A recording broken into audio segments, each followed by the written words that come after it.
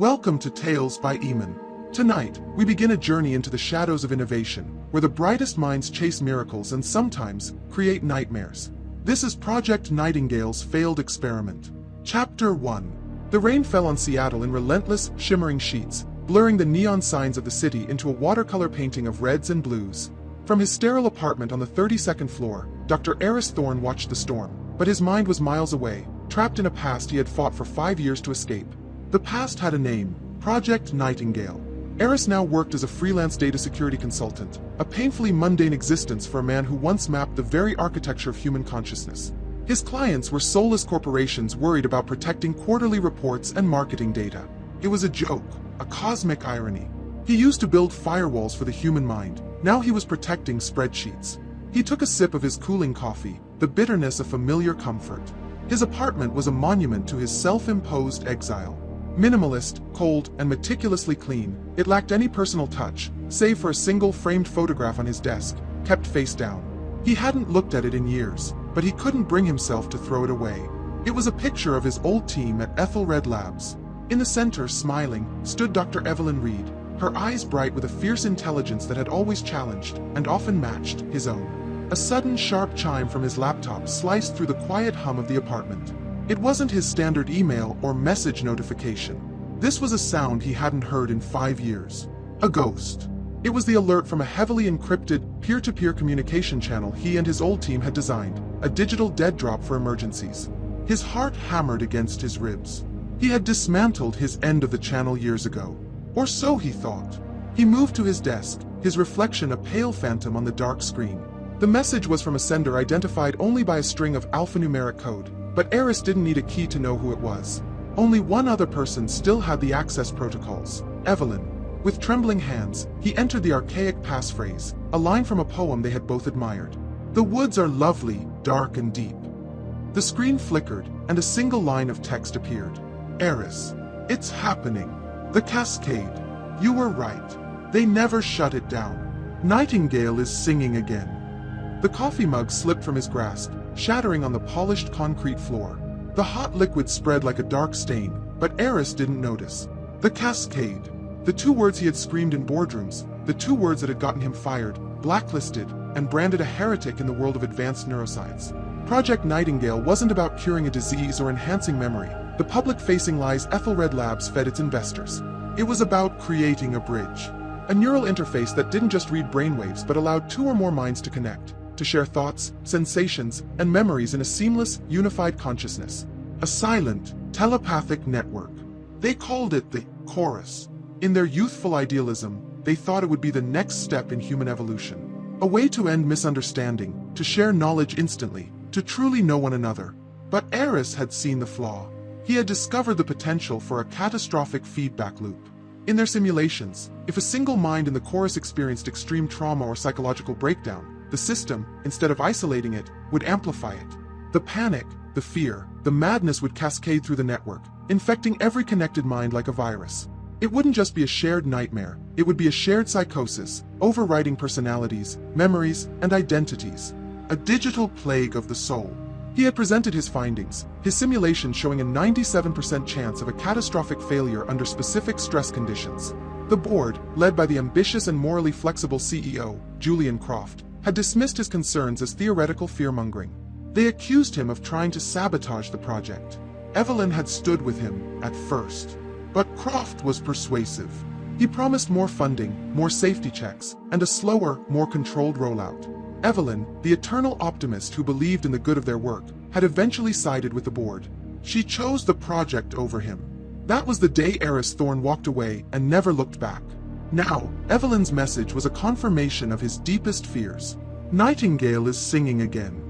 It meant they had activated the core network. He grabbed his phone, his fingers flying across the screen, dialing Evelyn's number. It rang once, twice, then a sterile, automated voice announced, "The number you have dialed is no longer in service." He tried her private cell. Same result. He searched her name online. Her professional profiles were gone. Her publications, her university mentions, all scrubbed from the internet. It was as if Dr. Evelyn Reed had ceased to exist. A cold dread, colder than the Seattle rain, washed over him. This was Croft's work. A corporate cleanup. But why? He threw on a jacket, his mind racing. Where would she be?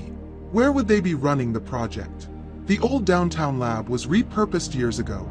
Aethelred had built a new, state-of-the-art research campus out in the foothills of the Cascades, far from prying eyes. A fortress. He had seen the blueprints once.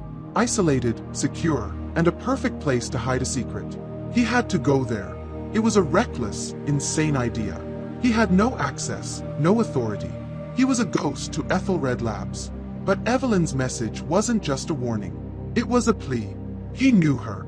She would have sent this message only as a last resort, knowing the risk it put her in. He grabbed his keys, the jagged metal cool against his sweaty palm. As he left his apartment, he didn't bother to clean up the shattered mug or the spilled coffee. The perfect, sterile order of his life had been broken, and something dark was beginning to seep in. The drive out of the city was a blur of slick highways and watery lights. The further he got from the urban glow, the darker the world became, the rain drumming a frantic rhythm on the roof of his car. He was driving toward the heart of his failure, the place where his life had fractured. An hour later, he turned onto a private, unmarked road, the entrance almost completely hidden by overgrown fir trees. The no trespassing sign was new, stark white against the gloomy backdrop. He killed his headlights and drove the last half-mile in near total darkness, navigating from memory. And then he saw it. The Aethelred Research Campus. It wasn't the gleaming beacon of innovation he had seen in the architectural renderings. The main building was a dark monolith of concrete and black glass, a tombstone against the stormy sky. There were no lights on in the windows. No cars in the massive parking lot. The entire campus was dark, silent, and seemingly abandoned. He pulled his car into a thicket of trees, concealing it from the main road. He got out, the cold rain instantly soaking his jacket. He approached the perimeter fence, a 10-foot-high barrier topped with razor wire. The main gate was closed, the security booth empty. There was no hum of electricity, no glow of a single security light. The entire facility was dead. But Evelyn's message had been sent just an hour ago. The system was active. Nightingale is singing. A deep primal instinct screamed at him to turn back, to drive away and forget he ever saw the message. But the image of Evelyn's face, bright and full of hope from that old photograph, flashed in his mind. He had to know what happened to her. He had to know if his nightmare had come true. He followed the fence line, searching for a weakness, his feet sinking into the muddy ground. He found what he was looking for near the rear of the property, a section of fence where a fallen tree from a previous storm had bent the top, creating a narrow gap. It would be a tight squeeze, but it was possible. As he stood there, staring at the silent, imposing structure, a low, almost subsonic hum vibrated through the soles of his shoes. It wasn't the sound of a generator or a power grid. It was a strange, discordant thrumming, a sound that felt profoundly wrong. It was a sound that felt alive. The project was named Nightingale for the beauty of its song, but the sound coming from that building was no song. It was a dirge. He took a deep breath, the cold, wet air stinging his lungs, and pulled himself up toward the fence. Whatever was inside that building, he was the one who had helped create it. And he was the only one who might know how to stop it. The metal of the fence was cold and slick under Aris's grip. He swung his legs over, the razor wire snagging his jacket with a sharp rip before he dropped heavily to the soggy ground inside. For a moment, he remained crouched in the shadows, his senses on high alert. The rain had softened to a persistent drizzle, and the only sound was the drip of water from the fir trees and that deeply unsettling, low-frequency hum. It wasn't just a sound, it was a pressure in the air, a vibration that seemed to worm its way into his bones. He moved cautiously toward the main research building, a black shape that loomed over him like a silent judge. The main entrance was a set of imposing, 10-foot-tall glass doors, dark and unresponsive. He knew from the blueprints they would be sealed by magnetic locks tied to a central security system that was currently offline. Getting through them was impossible. He circled the building, his shoes squelching in the mud, searching for a service entrance. His memory of the layout, 5 years old but seared into his brain, served him well. He found it near the loading bay, a small, steel door marked HVAC maintenance. A high-tech keypad, now dark and useless without power, was next to it. Below it, however, was an older, analog key lock, a manual override for emergency situations. A long shot, but Croft, the CEO, was arrogant and often overlooked such low-tech details. Aris pulled a small toolkit from his jacket pocket, a habit from his security consultant work. He extracted a tension wrench and a pick. For 5 minutes, the only sounds were the soft clicks of the tumblers and Aris's own ragged breathing. He had designed the digital security for this building, but right now he was grateful for the simple, physical flaws of the old world. With a final, satisfying thud, the lock disengaged. He pushed the heavy door open a few inches, peering into the pitch-black corridor beyond. The air that washed over him was cold and sterile, with a faint metallic scent of ozone, a byproduct of high-powered electronics. And the hum was stronger in here, accompanied by a faint, high-pitched whine that set his teeth on edge. He slipped inside, closing the door quietly behind him. He was in a utility corridor. Thick bundles of cables ran along the ceiling, and the walls were bare concrete. He used his phone's flashlight to navigate, the narrow beam cutting a nervous path through the oppressive darkness. According to his mental map, this corridor should connect to the main atrium. He found the connecting door and pushed it open. He was met with a scene of quiet, frozen chaos. The grand atrium, which was supposed to be Aethelred's showpiece of innovation, was lit by the eerie, pulsing red glow of emergency backup lights. Papers and research notes were scattered across the floor as if a sudden gale had swept through. Computer monitors were left on, displaying not data, but strange, kaleidoscopic patterns that shifted and writhed like living things. A half-eaten sandwich sat on a reception desk, a small bite taken out of it, already starting to curl at the edges. People had left in the middle of a moment. They hadn't packed. They had simply vanished. Aris's goal was the core lab, what they had ironically called the conductor's room, where the central servers for Project Nightingale were housed. It was located 3 floors below ground, in the most secure part of the facility. He crossed the atrium, his footsteps echoing unervingly in the vast space. The hum seemed to be emanating from below, growing in intensity with every step he took toward the central elevator shaft. He ignored the elevators, knowing they'd be dead, and headed for the emergency stairwell. The door was slightly ajar. As he reached for the handle, he heard a sound from a nearby security station. A soft, rhythmic tapping. He froze, dousing his flashlight. He edged toward the station, a glass-walled cubicle, and peered inside. A man in a security guard's uniform was sitting in a chair, his back to the door. He wasn't tapping on a keyboard. He was tapping his finger against his own temple, his eyes fixed on a monitor that was completely black. Aris watched, his blood running cold. The guard was whispering, but the words were disjointed, nonsensical. It was a jumble of what sounded like recipe ingredients, a child's nursery rhyme, and a string of GPS coordinates. They weren't his own thoughts. Aris knew with sickening certainty that he was listening to the fragmented echoes of other minds, the raw, unfiltered data of the chorus breaking through. The cascade was real. This man was drowning in it. Trying to be as quiet as possible, Aris began to back away. The floorboard beneath his foot creaked. The tapping stopped. The guard's head snapped around, his movements unnaturally fast. His eyes were wide, unfocused, and the pupils were so dilated they seemed to swallow the irises. He wasn't looking at Aris, but through him. "The signal is weak here," the guard said, his voice a flat monotone that belonged to someone else entirely. "The vessel is incompatible. We require a new host." The guard stood up, not with aggression, but with a slow, deliberate purpose, like a puppet being pulled by unseen strings. He took a step toward Aris. Aris didn't wait for a second. He turned and ran, bolting for the stairwell door, his heart pounding in his ears. He slammed the heavy door shut behind him, the sound echoing down the concrete shaft. He didn't wait to see if the guard would follow. He just descended, taking the stairs 2 at a time into the building's depths. The stairwell was even darker, and the hum grew into a physical presence, making the metal handrail vibrate under his touch. The air grew colder. When he reached the first sublevel, he stopped. This floor housed the secondary labs. He needed to find Evelyn's workstation. If there were any answers, they would be there. He found her office at the end of a long, flickering hallway. The door was unlocked. Inside, her lab was in the same state of disarray as the rest of the facility, but there was a sign of a more personal struggle. A heavy chair was overturned, and a tablet computer lay shattered on the floor.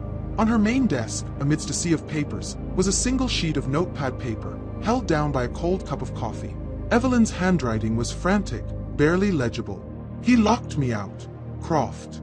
Boosted the core frequency, thought it would create a stronger signal wall. Idiot. It amplified the resonance. The cascade started in Sector Gamma. They're all listening to the same broken song. I tried to trigger the failsafe, but he blocked my access. It's in the core server room, sub-level 3. A manual purge. The only way.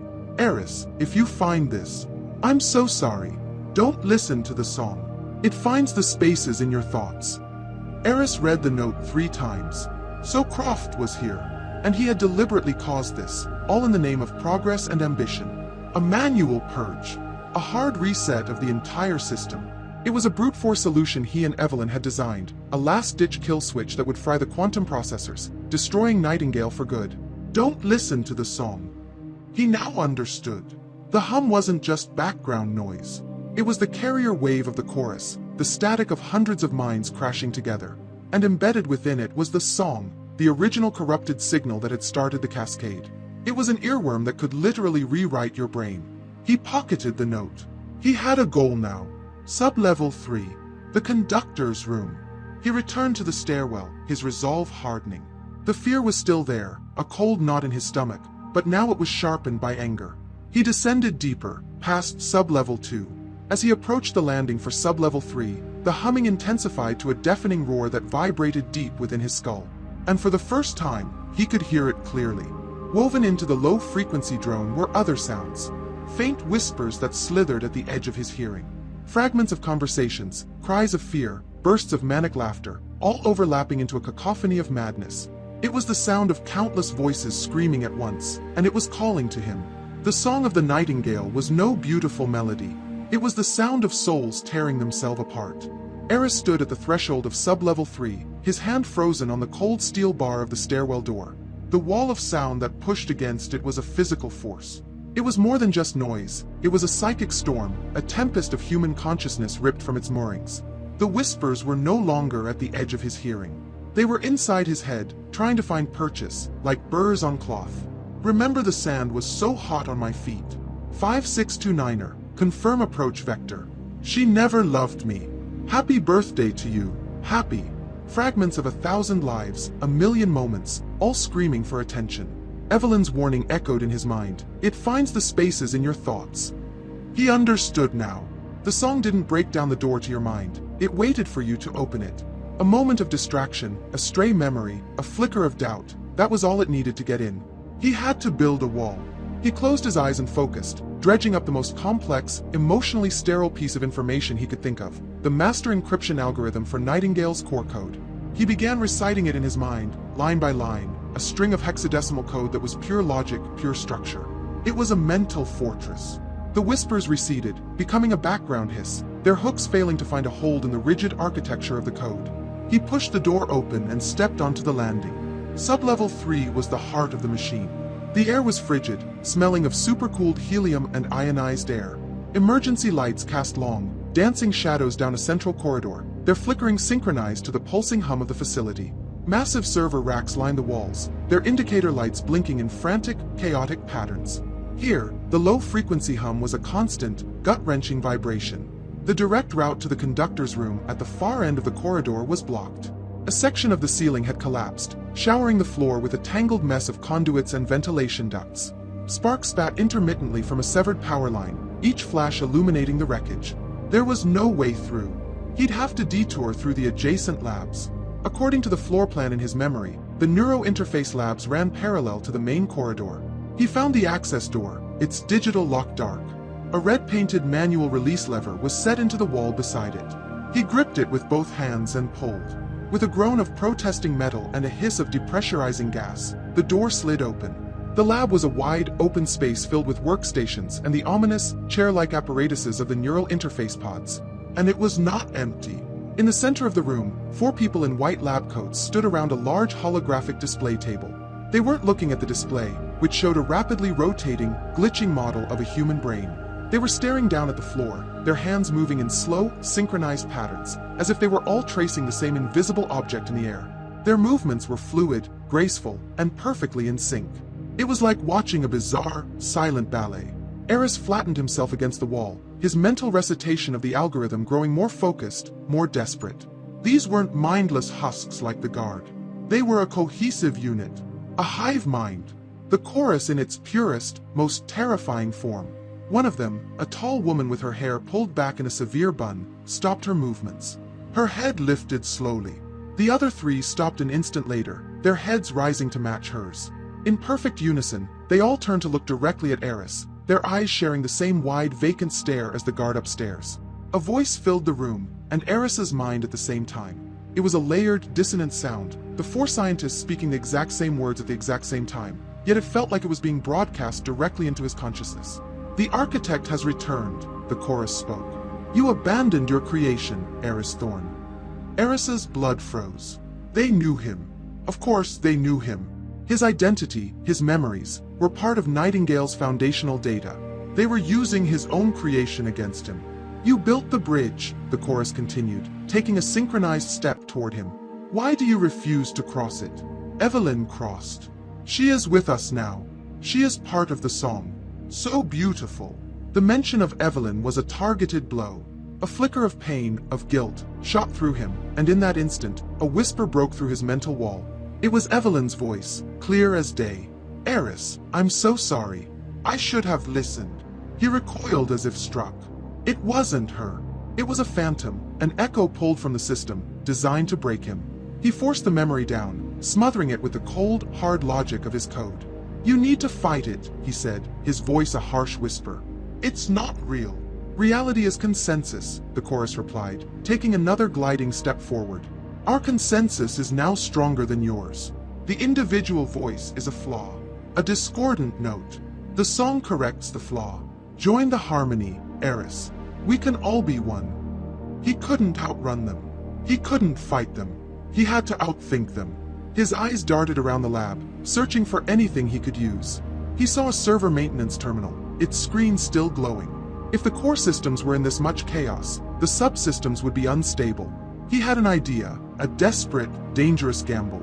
He broke from the wall, sprinting toward the terminal. The chorus moved to intercept him, their coordinated movements making them unervingly fast. They didn't run, they flowed across the room like a single organism.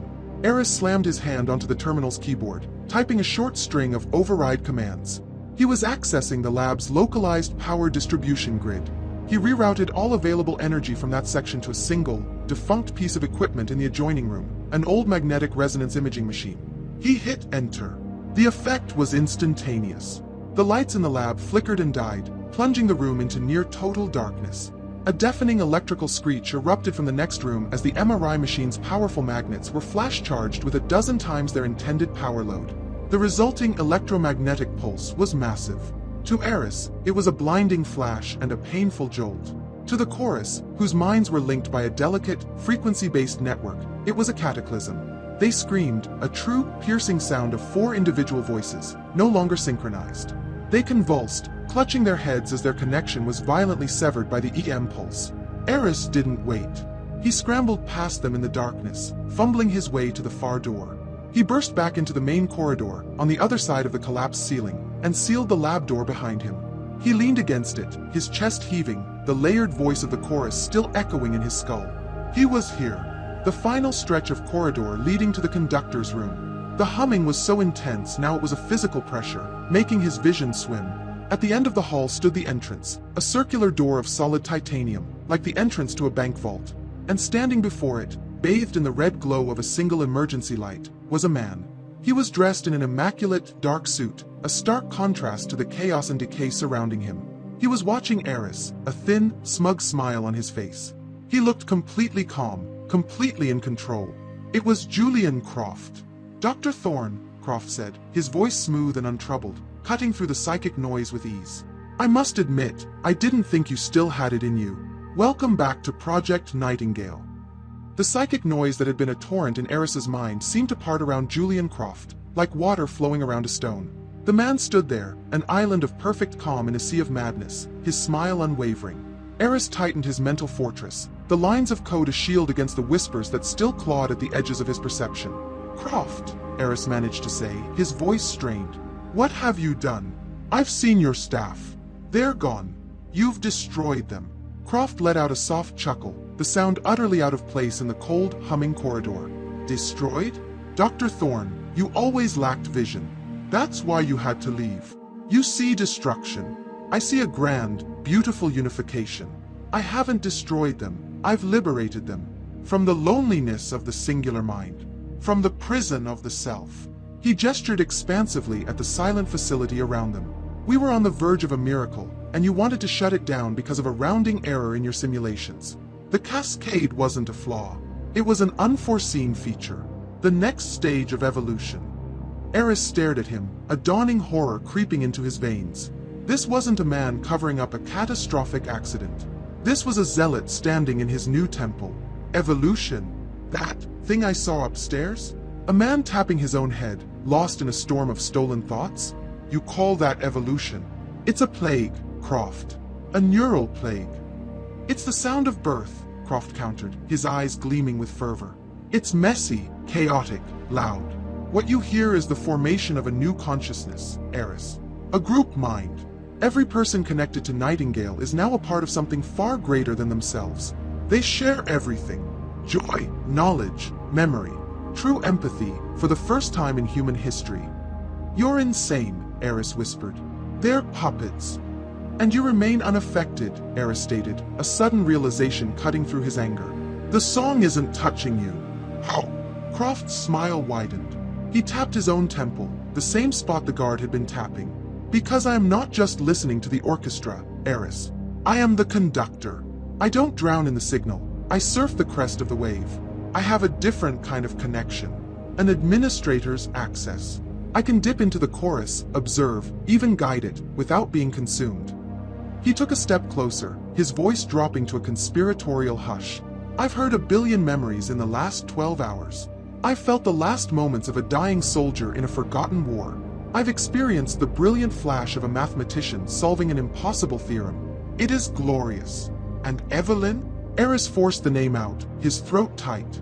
Her message said you locked her out. A flicker of something, annoyance perhaps, crossed Croft's face. Ah, Evelyn. Always so brilliant, but so sentimental. She fought it, I admit. Tried to activate your cowardly little failsafe. But then, she saw what I saw. She heard the song in its pure form. And she understood. What did you do to her? Aris demanded, taking a threatening step forward. I did nothing, Croft said smoothly. She made a choice. She chose to join. Willingly. In fact, she has become one of the chorus's most foundational voices. Her consciousness provides a stabilizing harmony. She's finally a part of something that will never leave her. Isn't that what she always wanted? The casual cruelty of it stole Aris's breath. Croft had weaponized Evelyn's hope, her optimism, and twisted it into this nightmare. He was using her as a human server. With a soft chime, the massive titanium vault door behind Croft began to open, its sections irising apart with silent, pneumatic grace. Croft hadn't touched a control. He had opened it with a thought. Beyond the door lay the conductor's room. It was a vast, circular chamber, and at its center was the heart of Project Nightingale. It was no longer just a machine. The quantum server core was a tangled mass of crystalline processors and thick, coolant-filled cables, but woven through it were shimmering, fibrous strands that looked disturbingly organic. They pulsed with a soft internal blue light, in time with the thrumming that now dominated all senses. It was a monstrous fusion of technology and biology, and suspended in the very center of the glowing mass, tangled in the wires and organic fibers, was a human form. It was too far to see clearly, but Aris knew. He knew it was Evelyn. The system is still new, Croft admitted, his gaze fixed on the pulsating core. It's powerful but unstable, a bit too chaotic. It needs refinement.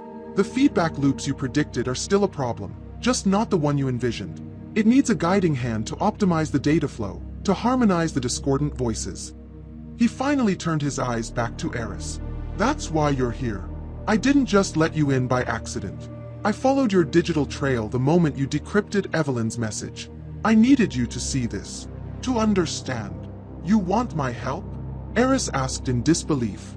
You want me to help you perfect this abomination? I want you to fulfill your destiny. Croft's voice rose, filled with passion. You are the architect. I am the conductor. Together, we can compose the next chapter of human existence. Help me stabilize the chorus, Aris. Help me bring order to the chaos. We can be gods. I'd rather die, Aris snarled. Croft's smile finally vanished. A look of profound disappointment replaced it. Such a waste. You designed the failsafe. A manual purge, correct? I can't access that system. Only you can. But I had hoped to convince you to use your talents for creation, not destruction. He sighed. Very well. Perhaps you simply lack the proper perspective. You're still thinking like an individual. Let me help you with that. Croft raised his hand slightly. The air in the corridor grew thick, heavy. The psychic humming intensified 100-fold, slamming into Aris's mind not as a whisper, but as a physical blow. His mental fortress of code shattered into a million pieces. The full, unfiltered power of the cascade flooded into his consciousness. 1,000 voices screamed. 1,000,000 images burned behind his eyes. He felt the terror of being born and the agony of dying all in the same instant. Evelyn's voice was there, crying his name. He cried out and fell to his knees, clutching his head. The pain was indescribable, the sensory overload absolute. His identity, his own thoughts, were being shredded and washed away by the tidal wave of the chorus. "Join the song, Aris," Croft said, his calm voice a distant anchor in the storm. "Or be erased by it. The choice is yours." Pain was the first casualty. It was consumed by a tsunami of pure, unfiltered sensation that ripped through Aris's consciousness. Croft had opened the floodgates, and Aris was drowning. He felt the phantom sting of a needle in a long-dead addict's arm, tasted the salt of a tear on a grieving mother's cheek, and saw the brilliant supernova of a dying star through the eyes of an astronomer half a world away. His own memories, his identity, were dissolving, becoming grains of sand on an infinite beach. He was Aris Thorne. He was a security guard named Michael. He was a lead researcher named Chen. He was everyone and no one. This was the end. The final, terrifying beauty that Croft had promised. To be diluted into nothingness. To become a single, meaningless drop in a boundless ocean of thought. But in the storm, a single image fought to survive. It was a memory, small and insignificant to the raging cosmos in his head, but it was his. Evelyn. Not the tragic figure in the machine, but Evelyn 5 years ago, in their old lab. They were arguing, shouting over a whiteboard covered in equations, both of them energized and alive. In the heat of the debate, she had stopped, a slow grin spreading across her face as she realized he was right. She had thrown a whiteboard marker at him, laughing. "Fine, Thorne, you win this one," she'd said, her eyes alight with fierce, brilliant joy. The feeling of that moment, the intellectual spark, the shared passion, the simple, profound respect, it was an anchor. It was a piece of him so fundamental that the storm could not wash it away. He clung to it, a drowning man clutching a piece of driftwood. And with that anchor came a spark of understanding. A neuroscientist's insight into the nature of the weapon being used against him. The cascade was a feedback loop. Croft was broadcasting, and Aris was the unwilling receiver. But every connection is a two-way street. He stopped fighting the storm. He stopped trying to build a wall. Instead, he opened himself up to it, letting the most jagged, painful, and chaotic elements of the chorus flow through him. He gathered the raw psychic trauma, the fear, the rage, the sorrow, the madness. He took the discordant notes of 1,000 broken minds and focused them. He wasn't building a shield, he was forging a weapon. He shaped the chaos into a single, focus point, a psychic spike of pure, condensed agony. Then, using his memory of Evelyn as a targeting vector, he sent it back down the line, aimed directly at the calm, composed mind of the conductor. Julian Croft saw it coming, but he couldn't stop it. His eyes widened in shock as the focused wave of psychic feedback slammed into his consciousness. For the first time, his composure shattered. A raw, guttural scream was torn from his throat. He staggered back, clutching his head, his connection to the chorus violently disrupted. The immense pressure on Aris's mind vanished, snapping off like a switch had been flipped. The sudden silence was deafening. Gasping for air, his own thoughts crashing back into his skull, Aris scrambled to his feet. His head was pounding, his vision blurred, but he was himself again. He saw Croft on one knee, shaking his head, trying to regain control. The vault door to the conductor's room was slowly beginning to iris shut, a safety protocol triggered by the conductor's incapacitation. This was his only chance. Not to fight, but to run. He turned and bolted back down the corridor, back towards the lab where he had left the 4 scientists. As he ran, he heard an enraged roar behind him. Croft was recovering. "You will not escape your destiny, Aris." Croft's voice boomed, but it was different now. It was layered, distorted. He was speaking through the chorus, using it as a megaphone. "The building is mine. The bodies are mine." As Aris burst back into the lab, he saw the 4 scientists beginning to stir, their bodies twitching as Croft's commands reasserted themselves. He didn't slow down, leaping over scattered equipment and vaulting a workstation. He slammed through the door back into the main corridor, past the wreckage, and made for the stairwell. He could hear them coming. The soft, rhythmic slap of their shoes on the polished floor, perfectly in sync. He glanced back and saw them emerge from the lab, their heads all turned toward him, their movements fluid and coordinated.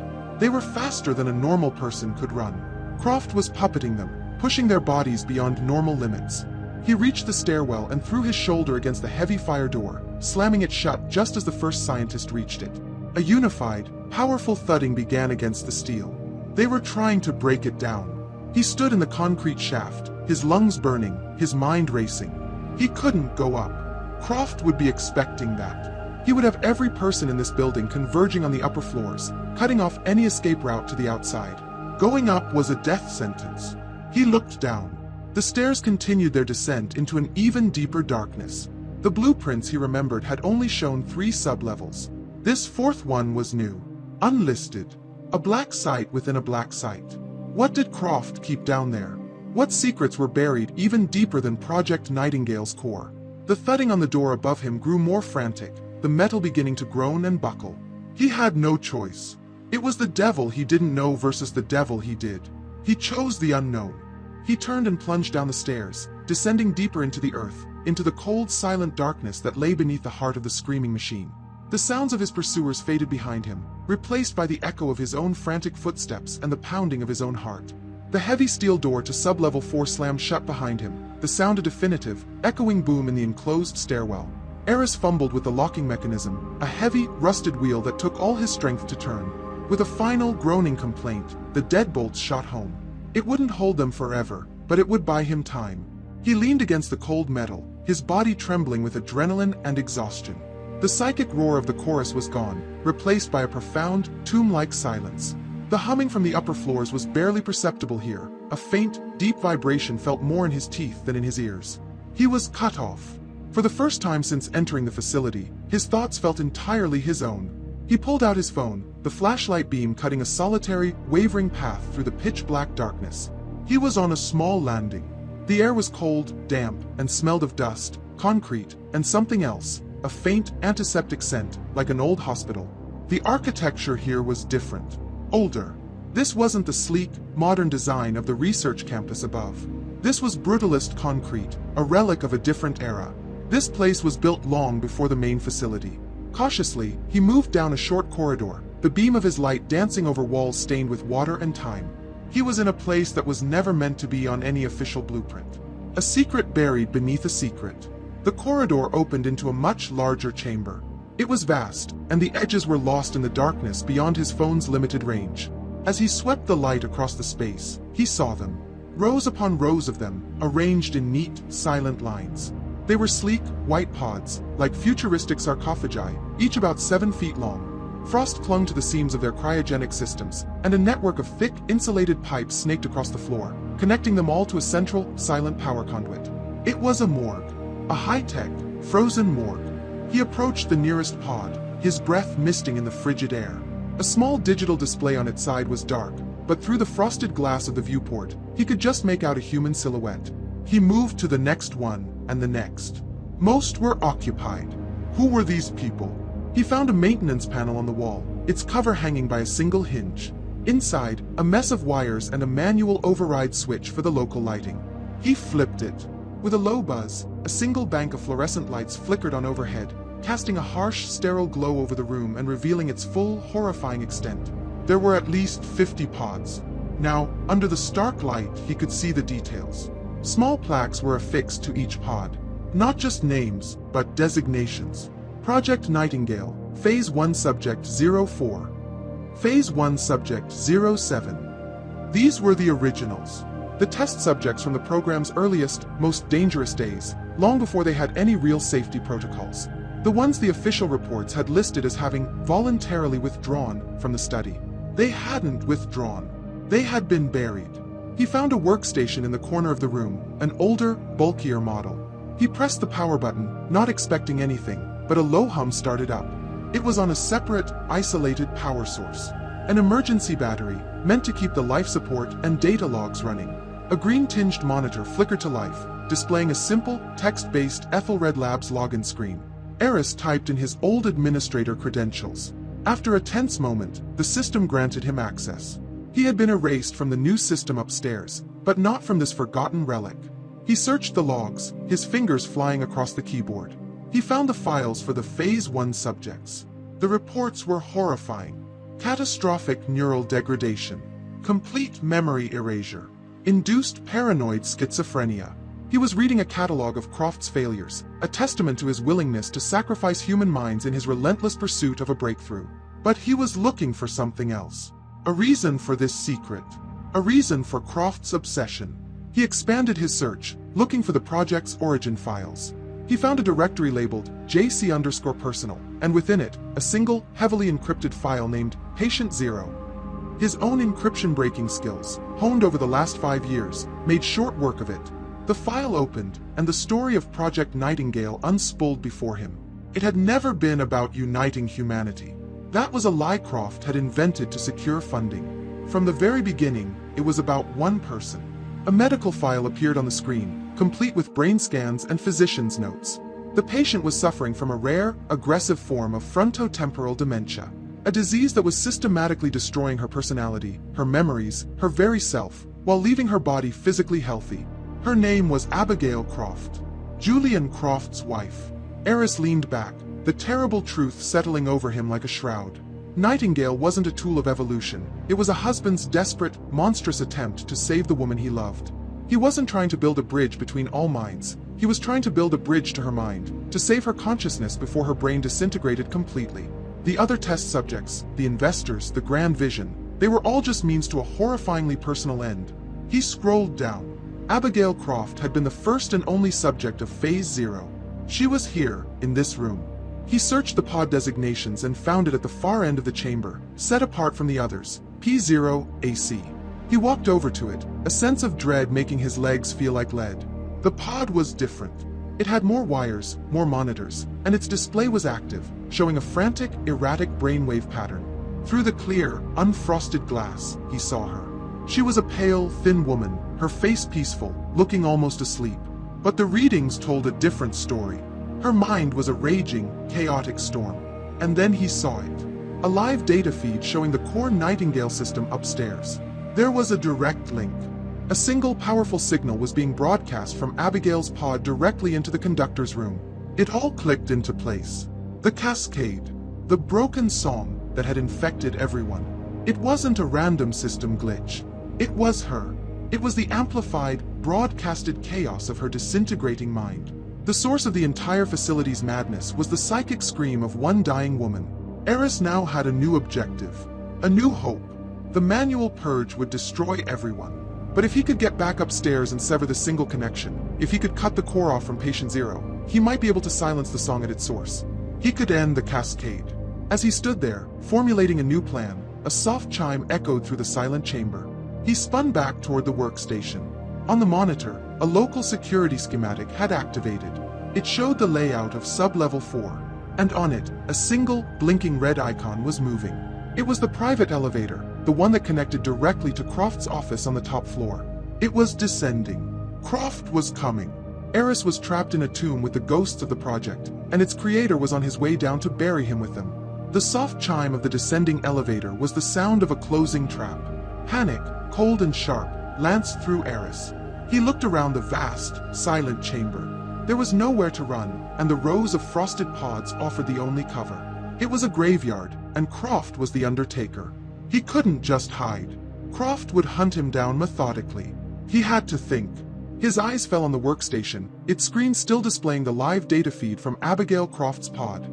The system here was old, isolated, but it had one critical connection to the monster upstairs. A connection was a vulnerability. A two-way street. A desperate, razor-thin plan began to form in his mind. It wasn't about escape. It was about changing the rules of the game. He raced back to the terminal, his fingers flying across the keyboard. He didn't have the privileges to sever the connection to the main core from here, but he could access the diagnostic controls for Abigail's pod. He found the audio input system, a feature designed in the early days to pipe in soothing music or familiar voices to the patient. It was a primitive, almost forgotten subsystem. He activated it, then opened a command line, and began to type, coding a simple but vicious audio feedback loop. The elevator chimed its arrival. The doors, set into the far concrete wall, hissed open. Julian Croft stepped out, not with the manic energy he displayed upstairs, but with a cold, predatory calm. The psychic noise of the chorus was absent here. and in the silence, Croft seemed diminished, more man than god, but no less dangerous. "There's no escape, Aris," Croft said, his voice echoing in the sterile chamber. He began to walk slowly down the central aisle, his expensive shoes clicking on the concrete. "I commend your resourcefulness. Very few people even knew this level existed. My private little sanctuary. Or perhaps, my private little hell." Aris kept his back to Croft, his fingers still moving, his eyes locked on the lines of code appearing on the screen. "I know about Abigail, Julian. I know what this has all really been about." Croft stopped. The clicking of his shoes ceased. "Then you, of all people, should understand. This isn't about power or evolution. It's about love. The most powerful force in the universe. The dementia was taking her from me, piece by piece. I built Nightingale to save her. To create a safe harbor for her consciousness where the disease couldn't reach." "You didn't save her." Aris spun around from the terminal, his voice a furious whisper. "You turned her into a plague carrier. Her pain, her confusion, you broadcasted it and infected your entire staff. This isn't love, it's the most selfish act in human history."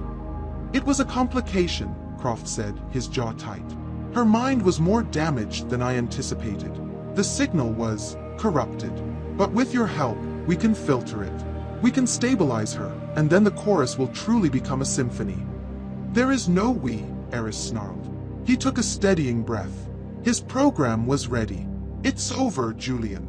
Croft laughed, a dry, humorless sound. "Over. Aris, I am the only one who can walk out of this room. The elevator is keyed to my biometrics.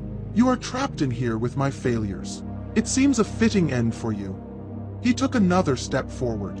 "I wouldn't," Aris said, holding up one hand. With the other, he hovered his finger over the enter key. "You may be the conductor upstairs, but down here, I'm sitting at the main console for patient 0. Croft froze, a flicker of uncertainty in his eyes. He didn't know the full capabilities of this older system. "What are you talking about?" "I'm talking about the source of the song," Aris said, his voice steady despite his hammering heart. "Your wife. This entire facility is dancing to the rhythm of her dying mind.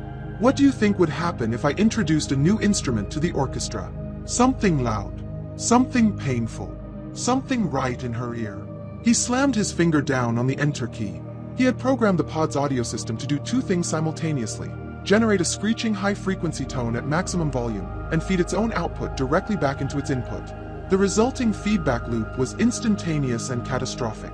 A piercing, electronic shriek erupted from Abigail's pod, a sound so violent it felt like a physical spike being driven into the brain. Every light in the chamber flickered. On the workstation monitor, Abigail's brainwave patterns went from chaotic to off the charts, a solid block of red.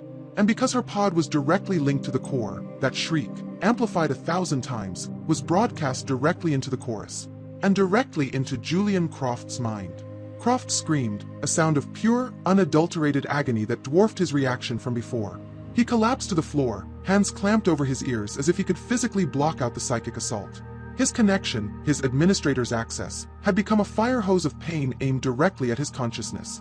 The shriek from the pod continued, a relentless, torturous siren. Aris felt his own teeth vibrating, but the sound was bearable in the physical world. For Croft, it was the sound of the apocalypse. Aris didn't hesitate. He ran, not for the elevator, but back toward the maintenance panel near the entrance. Croft was incapacitated, but for how long? He reached the panel and yanked it open. Ignoring the live wires, he found the thick, shielded cable that powered the elevator's magnetic lock. He pulled a multi-tool from his pocket, flipped out the wire cutters, and with a grunt of effort, snapped them shut. Sparks flew. The lights overhead died, plunging the room into darkness, lit only by the eerie green glow of the workstation and the frantic red lights on Abigail's pod. The shrieking siren from the pod cut out as the main power failed. But most importantly, with a heavy metallic thud, the elevator's magnetic lock disengaged. Aris sprinted for the elevator, his phone's flashlight beam bouncing wildly. He could hear Croft groaning on the floor, trying to recover. He reached the elevator doors and pried them open. He slipped inside the dark cabin, then hit the emergency panel, found the manual control, and cranked the lever for the top floor. With a lurch, the elevator began its slow, grinding ascent. He had escaped the tomb, but he had just made things infinitely worse. He had tortured the mind of a dying woman and unleashed a psychic bomb on the entire facility. He hadn't silenced the song. He had just given it a new, agonizing chorus. The ascent was agonizingly slow. The emergency elevator groaned and shuddered, its single exposed bulb casting flickering shadows around the small cabin. Aris leaned against the cool metal wall, the adrenaline from his confrontation with Croft draining away, leaving a hollow, sickening feeling in its place. He had won. He had escaped. But at what cost?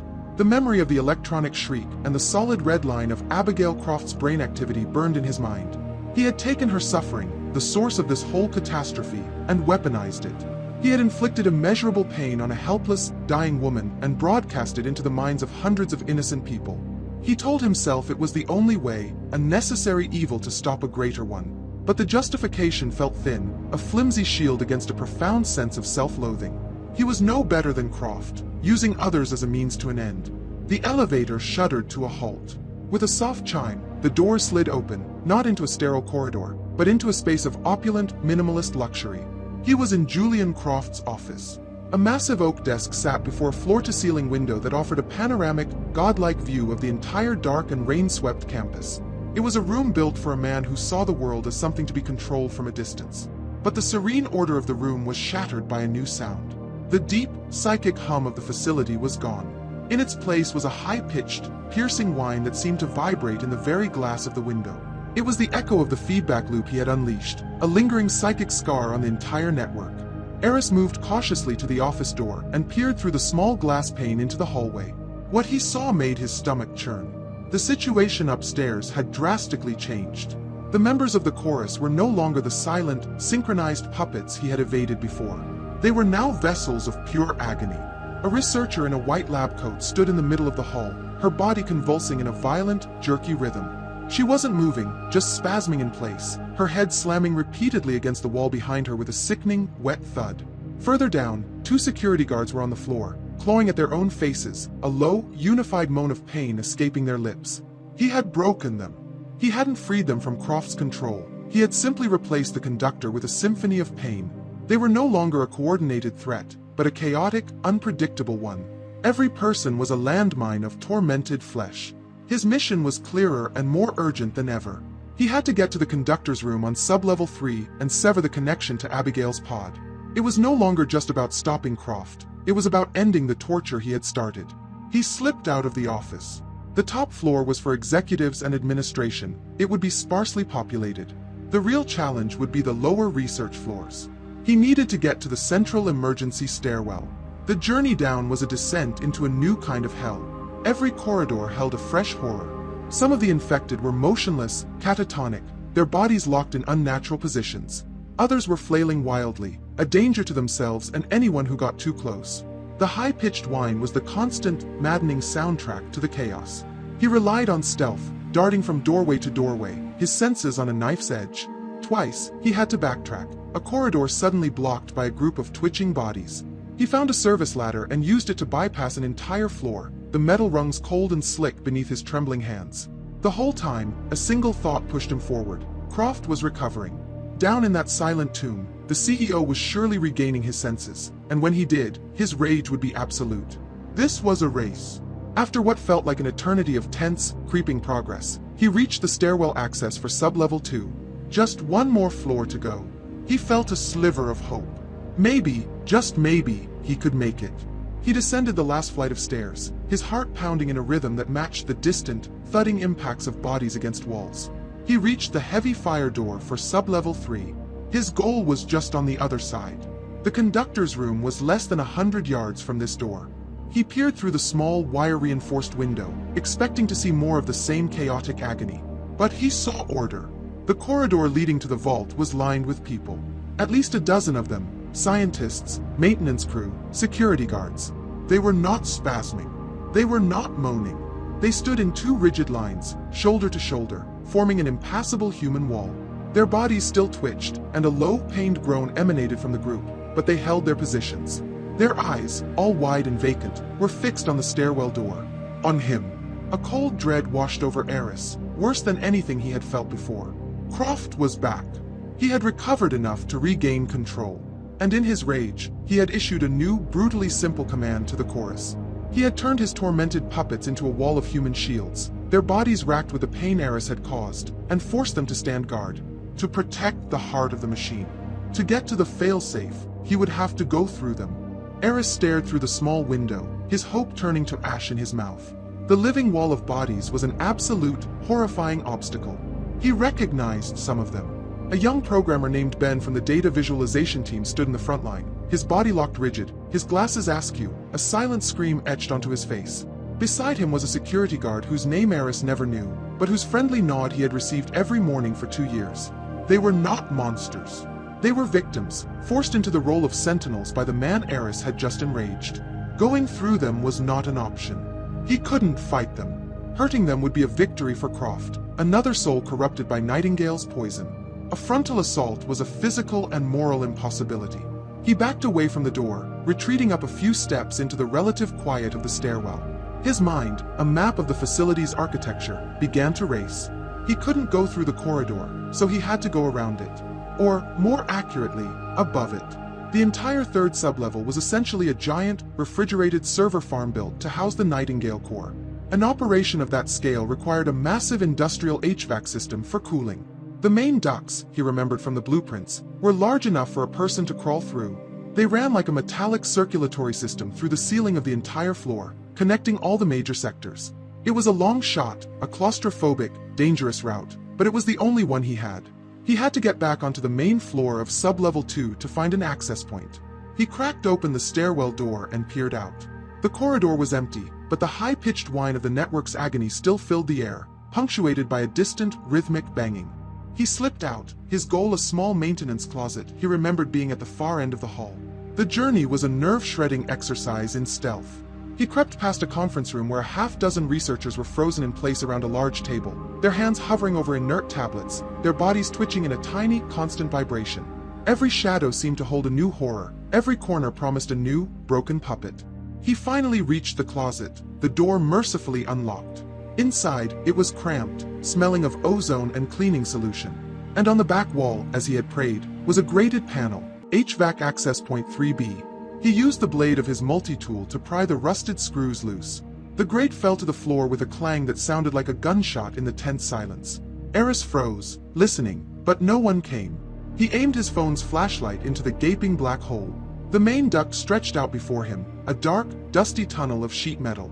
He pulled himself up and into the narrow space, his shoulders scraping against the sides. He pulled the grate back into place as best he could, sealing himself in the darkness. The journey was a nightmare. The space was tight, forcing him to crawl on his hands and knees over bolt heads and sharp seams of metal. The air was thick with dust that clogged his throat and made his eyes water. The sounds of the facility were distorted in here, the high-pitched whine a constant, muffled presence, while the groans and thuds from the people below were warped into monstrous echoes. It was like crawling through the bowels of a dying leviathan. He navigated by memory, taking a left at a junction he knew led over the secondary labs, then a right toward the central corridor. After 15 minutes of agonizingly slow progress, he saw a faint, flickering red light through a grate below him. He had made it. He was directly above the corridor leading to the conductor's room. He positioned himself over the grate and looked down. The scene was just as he had left it. The living wall of a dozen Aethelred employees stood firm, a silent, twitching testament to Croft's cruelty. Beyond them, the massive, circular vault door remained sealed. The red emergency lights cast long, ominous shadows, making the silent tableau seem even more grotesque. He was about to look for a way down when he noticed something. One figure in the line was different. While the others were rigid, their movements small, involuntary twitches, this person's movement seemed deliberate. It was a woman near the back of the line, closest to the vault door. Her hands, instead of being clenched at her sides, were tracing slow, complex patterns in the air. Aris watched, his breath catching in his throat. They weren't random patterns. They were login gestures. She was trying to interface with a non-existent holographic display. It was a muscle memory, a ghost of an action repeated thousands of times. And then she turned her head just slightly, and the red light caught the side of her face. It was Dr. Evelyn Reed. Aris's heart stopped. Croft's words came rushing back. She has become one of the chorus's most foundational voices. He had assumed she was the body in the machine, her consciousness fully integrated and lost. But she was here, trapped in her own body, a prisoner in the guard detail. Yet, something of the brilliant scientist he knew was still fighting. Some deeply ingrained part of her was ignoring the pain, ignoring Croft's command, and was single-mindedly trying to complete her final mission, to get inside that room and trigger the failsafe. She was a ghost in her own machine, and she was trying to help. But as he watched, her deliberate movements faltered. Her body convulsed violently, and she fell back into the rigid, twitching stance of the others. Croft's control, the overwhelming blanket of shared pain, had reasserted itself. But for a few seconds, she had broken through. This changed everything. His plan had been to get to the core and sever Abigail's connection. But now, he had a new, infinitely more complicated factor. Evelyn was right there. A potential ally trapped inside the enemy's ranks. Could he reach her? Could her fragmented consciousness be the key he needed to get through that door? He was no longer just a saboteur trying to blow up a machine. He was a rescuer, looking at the one person who might hold the key, separated from her by a wall of her colleagues and the will of a madman.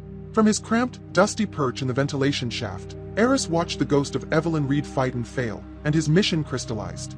Severing Abigail's connection was the logical objective, the way to end the plague. But saving Evelyn, or the part of her that was still trapped in the wreckage of her own mind, became a primal, undeniable imperative. She was his partner, his friend. He could not leave her behind. He couldn't talk to her. He couldn't get to her. Croft's control was like a boot on her neck, and the psychic shriek he had unleashed was the deafening noise that drowned out her own thoughts. He couldn't break Croft's control, but maybe, just maybe, he could create a momentary gap in it. A pocket of silence in the middle of a hurricane. The pain signal, the humming, the whispers, it all operated on a specific set of neural carrier frequencies. If he could generate a localized, counteractive frequency, a jamming signal, he might be able to disrupt Croft's command for a few crucial seconds. It was a desperate gambit based on 5-year-old theoretical knowledge, but it was the only play he had. To do it, he needed tools. He crawled backward through the dark, metallic tunnel, away from the grim tableau in the corridor, his mind racing. He needed a lab, one with signal generation equipment. He remembered a small neurotelemetry workshop not far from his current position, a place they used for testing and calibrating the interface headsets. Finding a suitable exit grate, he dropped silently into the darkened workshop. The air was still and smelled of solder and ozone. Emergency lights cast a faint red glow over benches littered with abandoned projects. It was a ghost of a room, but it held an arsenal. For the next hour, Aris worked with a feverish intensity he hadn't felt in years. This was his element. He wasn't a soldier or a spy. He was an architect, a builder. He cannibalized a signal generator, prying its frequency modulator free. He carefully extracted the power pack from a prototype headset, its charge indicator showing a hopeful 70%. The biggest challenge was creating a directional antenna to focus the jamming field. He found his solution in a parabolic reflector dish from a decommissioned comms array. He fused the components together with a soldering iron powered by the workstation's battery backup, his hands moving with practiced, confident precision. The resulting device was a Frankenstein's monster of wires, circuit boards, and scavenged parts, but in theory, it would work. It would generate a chaotic burst of multi-layered neural frequencies, a blast of pure, meaningless information. It wouldn't be silent, but to a network expecting a single coherent command, it would be the equivalent of 1 million people shouting at once. It would overwhelm the signal. There was a catch. The power pack was small. The device would burn itself out in less than 10 seconds. He would have one shot. 10 seconds for Evelyn's consciousness to surface, assess, and act. It was an impossible ask. With the makeshift neurojammer in hand, he ascended back into the claustrophobic darkness of the HVAC system. He crawled back to his vantage point above the guarded corridor, his heart a frantic drum against his ribs. The scene below was unchanged. The living walls stood firm, twitching in their shared agony. Evelyn was among them, a statue of suffering. He took a moment, his breath misting in the cool air of the duct. He thought of that day she'd thrown the marker at him, the joy in her eyes. That was the woman he was trying to reach. Not the puppet, not the ghost. The brilliant, fiery, stubborn scientist who would never, ever give up. He lay flat on his stomach, positioning the parabolic dish of the jammer through the slats of the grate, aiming it directly at the assembled group. His thumb hovered over the crude activation switch he had wired. This was it. He took one last, steadying breath and pressed the switch. The device hummed to life, a low, almost inaudible thrum. But Aris felt it in his teeth, a strange, dissonant vibration. Down below, the effect was instantaneous and profound. The constant, rhythmic twitching of the dozen figures ceased. The low, unified groan of pain died in their throats. For a breathtaking moment, they all just stood there, their bodies suddenly still, their heads slightly slumped, as if the strings holding them up had been momentarily cut. The psychic storm had broken. There was a lull. and in that sudden, shocking quiet, Evelyn Reed's head lifted. The vacant, unfocused look was gone. Her eyes, clear and sharp, darted around for a fraction of a second, taking in her surroundings with a rapid assessment of a cornered animal. Then, as if drawn by a magnet, her gaze snapped upward, directly to the vent. Directly to him. There was no shock in her eyes. No confusion. Only a look of fierce, desperate recognition and a silent, urgent plea. He had reached her. The connection was made. Now, the fate of everyone rested on what she could do in the next 5 seconds. Time seemed to warp in the 10-second window Aris had created. From his vantage point, the world slowed to a crawl, the silent, desperate communication between him and Evelyn stretching for an eternity. Her eyes, so full of fire and intellect, locked on his. In that single glance, he saw everything, her terror, her resolve, and a plea for him to trust her. And then she broke the connection, her moment of recognition giving way to pure, focused action. She didn't hesitate. She lunged from her position in the line, a blur of motion in the silent corridor.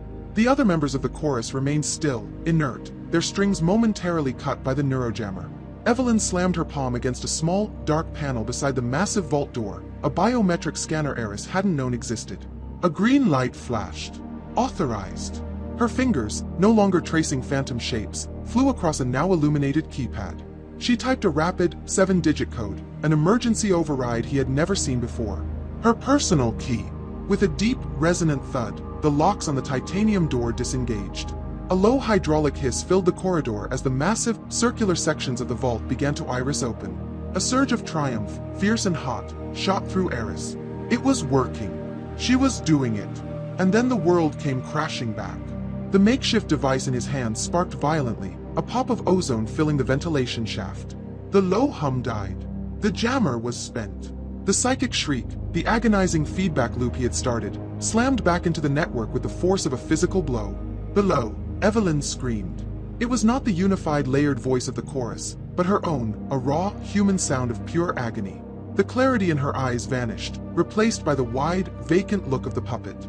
Her body went rigid for a second before she collapsed to the concrete floor like a marionette whose strings had been cut and then reattached to a cruel, chaotic master.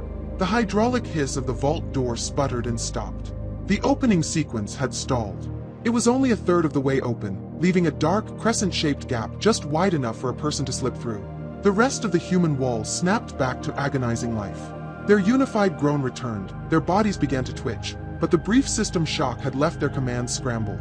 They were no longer a rigid line. They were a confused, tormented mob, and a new focal point had just appeared in their world. Aris knew he had only a heartbeat. This was his only chance. The door was open, however slightly. He didn't think. He acted. He kicked out with both feet, sending the metal grate of the vent cover clattering onto the floor below. The noise was a gunshot in the tense corridor. He swung his legs out, hung for a second from the edge of the duct, and then dropped the 10 feet to the ground, his knees buckling as he absorbed the impact. He landed just a few feet from where Evelyn lay, her body trembling on the cold floor. The scent of ozone from the stalled door machinery was thick in the air. The sound of the falling grate of his landing drew the attention of the broken chorus. Heads snapped in his direction, no longer in perfect unison, but in a staggered, chaotic wave. Their groans of pain were now mixed with a new sound, a low, guttural growl that was rising in their throats. Croft's last command, guard the heart, was reasserting itself, but now it was warped by the network's pain and focused on a new, immediate threat. Him.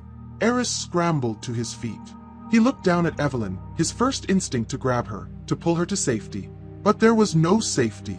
He looked at the gap in the vault door, a dark promise of a potential solution, the path to ending all of this. He had no time for both. The closest guard, the young programmer Ben, took a shuffling, jerky step toward him, his face a mask of torment, his hands outstretched like claws. Another followed, and then another. The human wall was transforming into a wave, a tide of suffering bodies driven by a singular, malevolent will. He had to choose. Save the woman, or save them all. As Ben's hand swiped at his face, Aris made his choice. With a surge of guilt that felt like acid in his throat, he turned his back on Evelyn and dove headfirst through the narrow, dark gap in the vault door. He scraped his shoulder against the thick metal, the sound of the horde's frustrated snarls echoing right behind him as he tumbled into the humming darkness of the conductor's room. Aris tumbled through the gap, landing hard on a cold, vibrating floor. The massive vault door was a crescent of light behind him, a view that was quickly obscured by the bodies of the chorus piling up against the opening. He heard their guttural, frustrated groans and the sickening thud of their fists against the thick titanium. They couldn't get in. He was safe from them. And he was trapped. He scrambled to his feet and took in his surroundings. He was standing in the conductor's room, the epicenter of the nightmare. The air was frigid, charged with so much static electricity that the hairs on his arms stood on end. The high-pitched shriek of the network's pain was a physical presence here, a deafening, all-encompassing sound that vibrated through the floor and into his bones. It was a struggle to think, to form a coherent thought amidst the psychic typhoon. The room was circular, and its walls were lined with racks of crystalline quantum servers, all glowing with a frantic, chaotic energy. But the true horror was at the center. The core of Project Nightingale was a monstrous, pulsating nexus where machine and biology had been hideously fused. Thick, coolant-filled cables snaked into a throbbing mass of what looked like organic, fibrous muscle, all of it glowing with a sickly blue light. Suspended within this technological tumor, tangled in wires and living tissue, was a vaguely human shape, a grotesque chrysalis for whatever new consciousness Croft was trying to birth. His objective was clear. He ignored the overwhelming noise and the sheer wrongness of the place, his eyes scanning the floor. He was looking for one specific cable, the one he had seen in the logs downstairs. The main data conduit from Abigail Croft's pod in Sublevel 4. He found it almost immediately. It was thicker than the others, with heavy-duty shielding, snaking out from a port in the floor and connecting directly to the base of the central nexus. That was the umbilical cord. He had to cut it. He started toward it, but as he took his second step, a voice echoed in his mind, sharp and clear despite the surrounding chaos. It was Croft. "You left her, Aris." The voice was not coming from a speaker. It was being broadcast directly into his head. Croft was using the network as his personal communication system. "You left Evelyn on the floor, surrounded by wolves, to save yourself. Just like you abandoned this project. You always run when things get difficult." Aris gritted his teeth, forcing the voice down. "I'm here to fix my mistakes," he muttered to himself, his own voice barely audible over the din, "and yours." He pressed on, but the room itself seemed to turn against him. A loud hiss erupted from the ceiling above, and a plume of supercooled helium gas vented directly in his path, coating a section of the floor in a treacherous layer of slick, white frost. He had to change his route, circling around a bank of servers. "Mistakes." Croft's psychic voice sneered. "You see a mistake. I see a genesis. You're trying to abort the birth of a god to save a few broken minds. A terrible calculation." As Aris passed between two server racks, a brilliant blue arc of electricity erupted between them, forcing him to dive to the floor. The air sizzled with the smell of ozone. He was no longer just an intruder. He was a virus, and the system's immune response, directed by Croft, was trying to eliminate him. He pushed forward, crawling over slick, frozen conduits, ducking under crackling arcs of energy, all while Croft's voice relentlessly mocked him, chipping away at his resolve. He followed the shielded cable, the lifeline that was poisoning this entire facility, tracing it back to its horrific destination. He finally reached the base of the central nexus. The cable terminated at a complex junction box fused directly to the pulsating organic mass. It wasn't a simple plug. A series of heavy magnetic clamps held it in place, and the access panel was sealed with a biometric lock, identical to the one Evelyn had used on the vault door. He had no way to open it. He would have to pry it off, to break it with brute force. He pulled his multi-tool from his pocket, jamming the pry bar tip into the seam of the access panel. The metal groaned but held firm. Croft's voice suddenly boomed, not in his head, but from speakers all around the room, the sound so powerful it momentarily overpowered the psychic whine. "Did you really think I would make it that easy, Aris? You are a flea trying to bite a leviathan. You stand in the heart of the new god, and the god is now awake." As the words echoed, the pulsating rhythm of the nexus intensified. The organic fibers writhed and contracted violently. The vaguely human form suspended within it stirred, its limbs twitching. Aris put all his weight on the pry bar, and with a screech of protesting metal, the access panel bent and snapped open, revealing the magnetic clamps beneath. He was about to jam the tool into the clamps when a new sound cut through the chaos, a smooth hydraulic whir. It came from the nexus itself. He looked up. From the central, fleshy mass, a single, slender appendage was extending. It was a fusion of biology and machine, a glistening fibrous tendril reinforced with polished chrome, and at its tip was a long sharp blade that gleamed like a surgeon's scalpel. It snaked through the air with silent serpentine grace, its single glowing red optic locking onto him. He was no longer fighting the room's automated defenses. The machine itself, the nascent god, was now a direct, physical opponent. And it was reaching for him. There was no time to process. The biomechanical tendril lunged, its scalpel tip a silver blur aimed directly at Aris's chest. He threw himself sideways, the blade slicing through the air where he had been standing, striking a nearby server rack with a deafening shriek of metal on metal. Sparks rained down as the blade carved a deep, smoking gash in the chassis. Aris scrambled back, putting distance between himself and the machine. The tendril retracted and coiled, its red optic tracking his every move with inhuman precision. It was like fighting a hyper-intelligent snake, and he was cornered. "Nowhere to run, Aris," Croft's voice echoed from the room's speakers, filled with a triumphant, sadistic glee. "This is the hand of God. My God, show some respect." The tendril struck again, this time a low sweep aimed at his legs. Aris leaped onto a low-slung coolant pipe, the blade passing inches beneath his feet.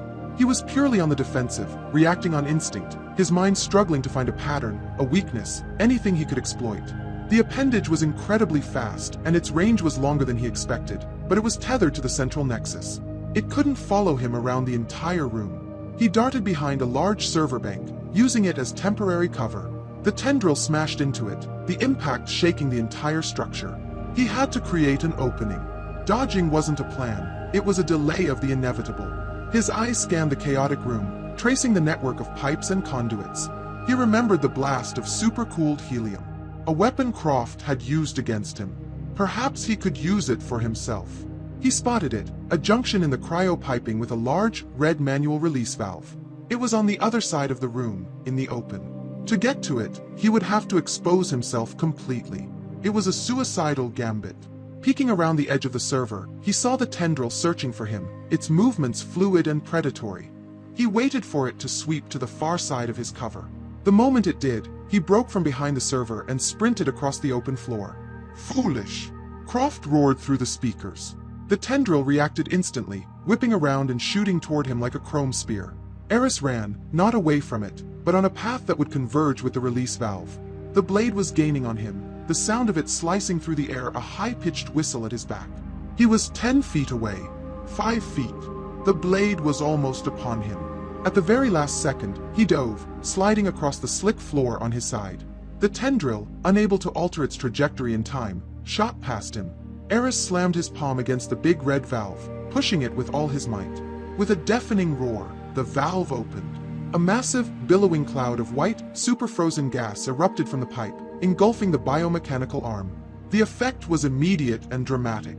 The tendril convulsed as the extreme cold attacked its structure. The metallic sections contracted with audible groans, becoming instantly coated in a thick layer of frost. The glistening organic fibers, not designed for such a thermal shock, froze solid and turned a brittle, translucent white. The arm's movements became slow, erratic, and jerky. It tried to retract, but its frozen joints protested. Aris had created his opening. He didn't waste it. He scrambled back to the base of the Nexus, where the access panel to the junction box was still hanging open. The Nexus itself seemed to sense the danger, the entire mass of it pulsating more erratically. A second, smaller tendril, this one ending in a pincer-like claw, began to emerge from the organic tissue, but it was still slow. He had seconds. He jammed his pry bar into the exposed magnetic clamps. He put his full body weight into it, trying to sever the power conduits leading to the powerful electromagnets. Metal screamed in protest. The smaller pincer arm was free now, lunging for him. "It's over, Croft," Aris yelled, giving the pry bar one final, desperate wrench.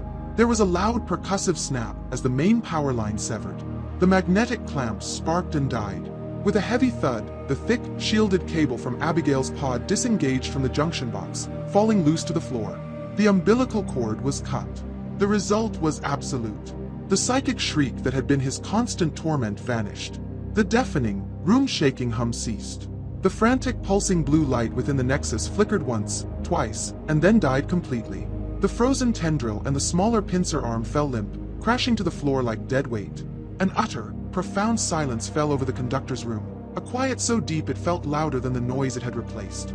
For a moment, Aris stood there, panting in the sudden, near-total darkness, the only light coming from the red emergency strobes and the crescent of the open door. He had done it. He had silenced the song. But the silence was deceptive. From the corridor outside, a new sound began. It was the collective, guttural moan of the chorus. The agonizing shriek had stopped, but their torment hadn't. The sound was changing, the note of pain being replaced by something else. confusion, and hunger. Then, inside the conductor's room, the dead nexus stirred. A new light began to glow from deep within the organic mass. It wasn't the cool, clinical blue of the machine. It was a deep, angry, biological red. A slow, rhythmic thump-thump began to echo in the silent room, like a monstrous heartbeat. Aris stared in horror. He hadn't killed the god. He had just severed its connection to its leash. He had unleashed the beast. The silence in the conductor's room was a lie. It was the calm at the center of a storm, the deep breath a predator takes before it strikes. Aris stood frozen, his ears ringing, his gaze fixed on the central nexus. The new, pulsing red light was not the light of a machine.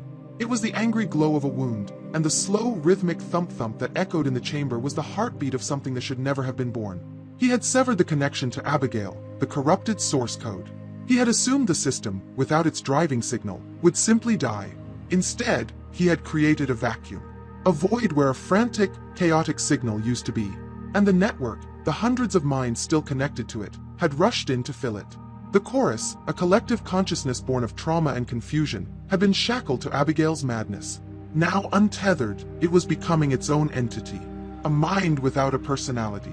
A consciousness without a conscience. Outside the partially open door, the collective moan of the tormented was changing. The notes of pain were fading, replaced by a low, resonant hum of pure, unified intent. It was a sound of profound hunger. He heard a scraping, grinding noise. They were no longer just pushing against the door. They were working together, with a newfound, crude intelligence, trying to force the gap wider. Suddenly, a crackle of static burst from his jacket pocket. He flinched, his hand instinctively going to the small comms unit he'd completely forgotten about. Thorne. Aris, can you hear me? What did you do? The voice was weak, filled with static and sheer, undiluted terror. It was Julian Croft. Croft, where are you? Aris asked, his voice a harsh whisper. I'm still down here, the voice crackled back, frantic and breathless. In the tomb. You ejected me from the network when you cut the feed. I'm watching the system diagnostics on the old terminal. Oh God, it's a self-sustaining neural cascade. The red light of the nexus pulsed, the heartbeat quickening. The organic tissue writhed, reconfiguring itself, the dead tendrils retracting back into the central mass like a snail pulling in its horns. You don't understand, Croft continued, his voice rising in panic. Without Abigail's signal as a focal point, the feedback loop collapsed inward. The chorus isn't just a collection of minds anymore. It's become a singular, sentient entity. But it has no memories, no identity of its own. It's just raw consciousness. A stomach without a head. It's driven by the only thing it knows, the need for more. More what? Aris asked, backing away from the growing red glow. More processing power. More neural energy. The red light, that means it's bypassed the main power grid. It's running on its own biological power now, Aris. It's consuming the mental energy of every connected person just to exist. It's feeding on them. The grinding at the door grew louder. A section of the heavy vault groaned, bent by the impossible, unified strength of the mob outside. A single, pale hand squeezed through the widening gap. Aris was trapped between the brain and the body of this newborn god. Behind him, the monstrous heart was waking up. In front of him, the ravenous body was breaking in. He needed a weapon. His eyes fell on the frozen, discarded tendril lying on the floor. He stomped on the brittle, frosted joint where the blade met the arm. With a sharp crack, the chrome scalpel broke free. He scooped it up, its handle unnaturally cold. It wasn't much, but it was something. The gap in the door was now almost a foot wide. The first person began to squeeze their way through. It was the young programmer, Ben, his glasses gone, his face pale and slack. But his eyes were gone. They were just solid, glossy black orbs, like the eyes of a shark. His mouth hung open, but no sound came out. The twitching was gone. The agony was gone. All that was left was a smooth, predatory emptiness. Ben pulled himself through the gap and stood up, his movements no longer jerky but fluid and unervingly silent. He took a step toward Aris, his black eyes fixed on him, his head tilted with a sense of animal curiosity. Behind him, another figure was already starting to push its way through the gap. Croft's panicked voice was a tinny scream in his ear. It sees you, Aris. You're an anomaly, an independent thought. It will try to consume you, to add you to itself. You have to get out of there. Aris raised the scalpel blade, its sharp edge the only thing in the room that felt real. He was backed against the pulsating, hungry heart of the machine, and its first disciple, a silent predator wearing the face of a man he once knew, was stalking toward him. The hunt had begun. The thing that wore Ben's face took another silent, gliding step forward. Behind it, a second figure, a woman from the labs whose name Aris couldn't recall, had successfully squeezed through the gap in the door and was rising to her feet, her movements a mirror of Ben's.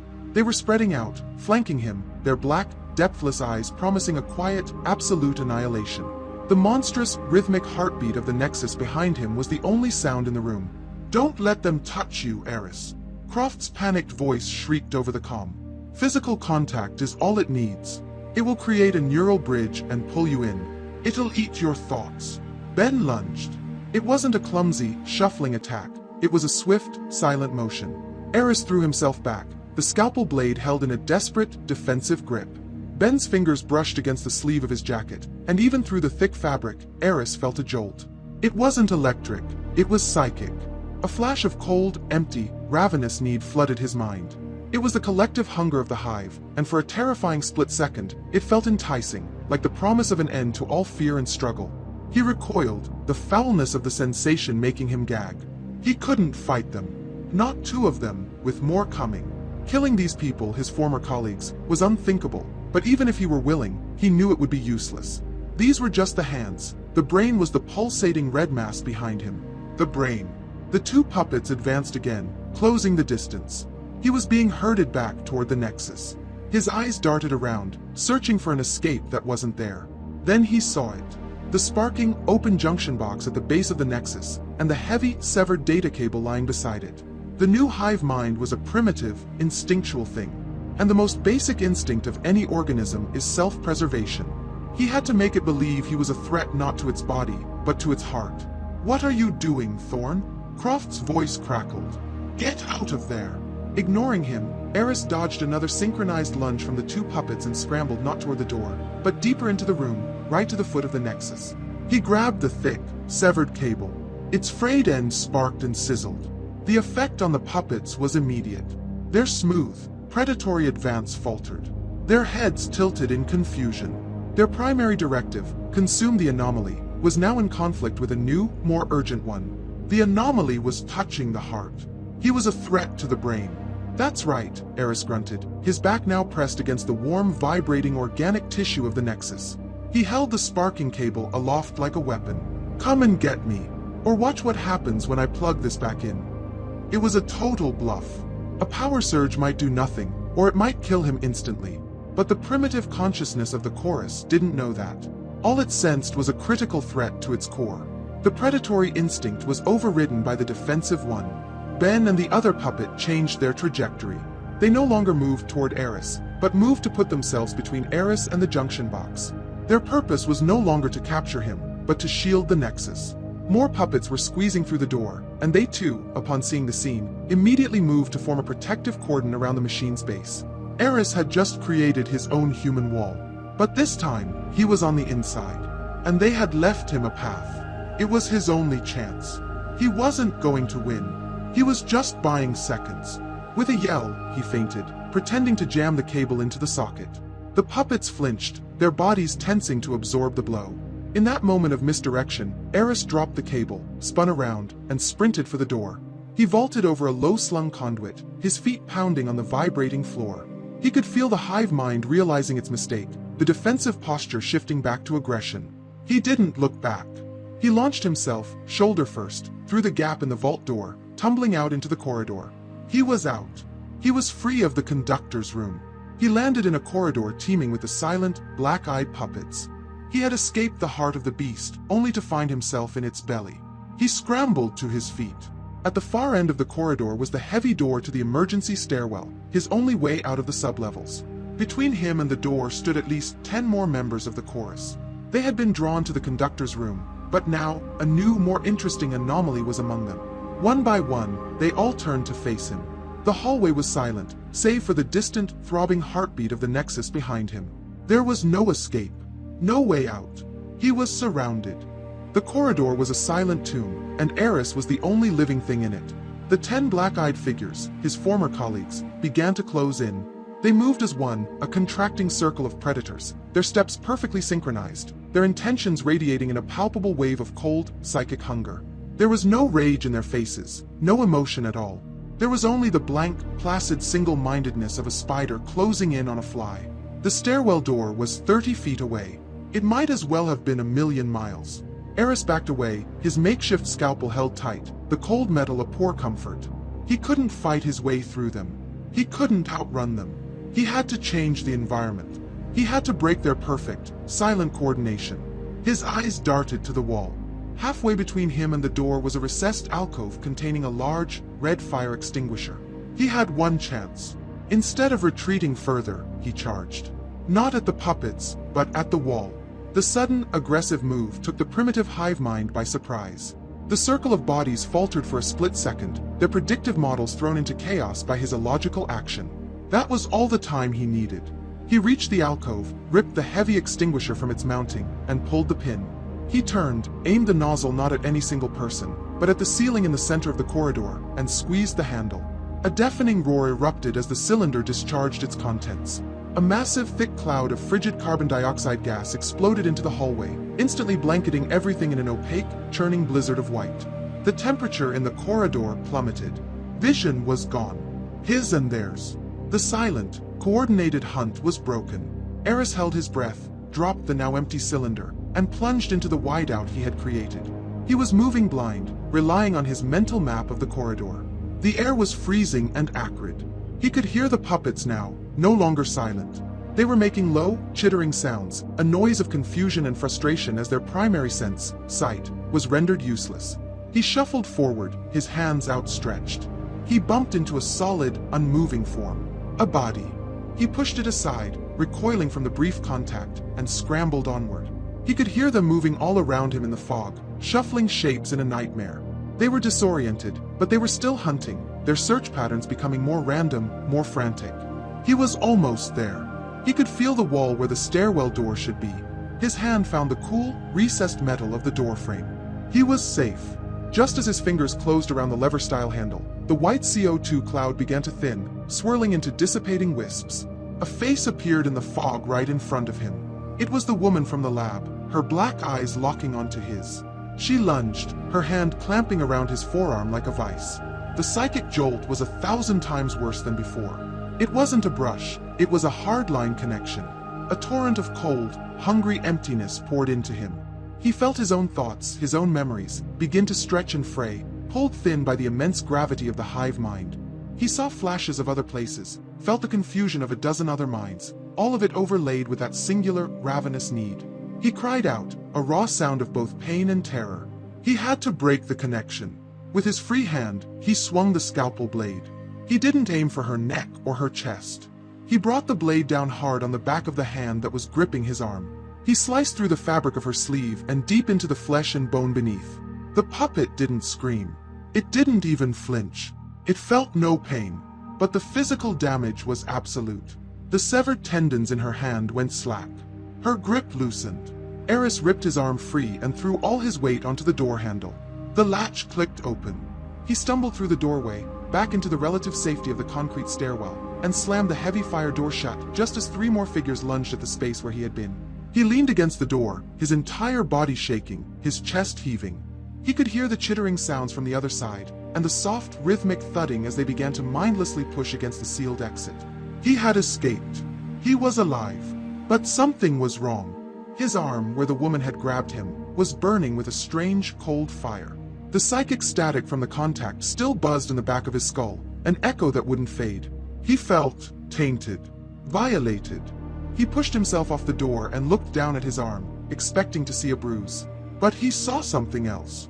For a horrifying, heart-stopping second, the veins in his forearm glowed with a faint but unmistakable, angry red light, the same sickening color as the pulsating nexus.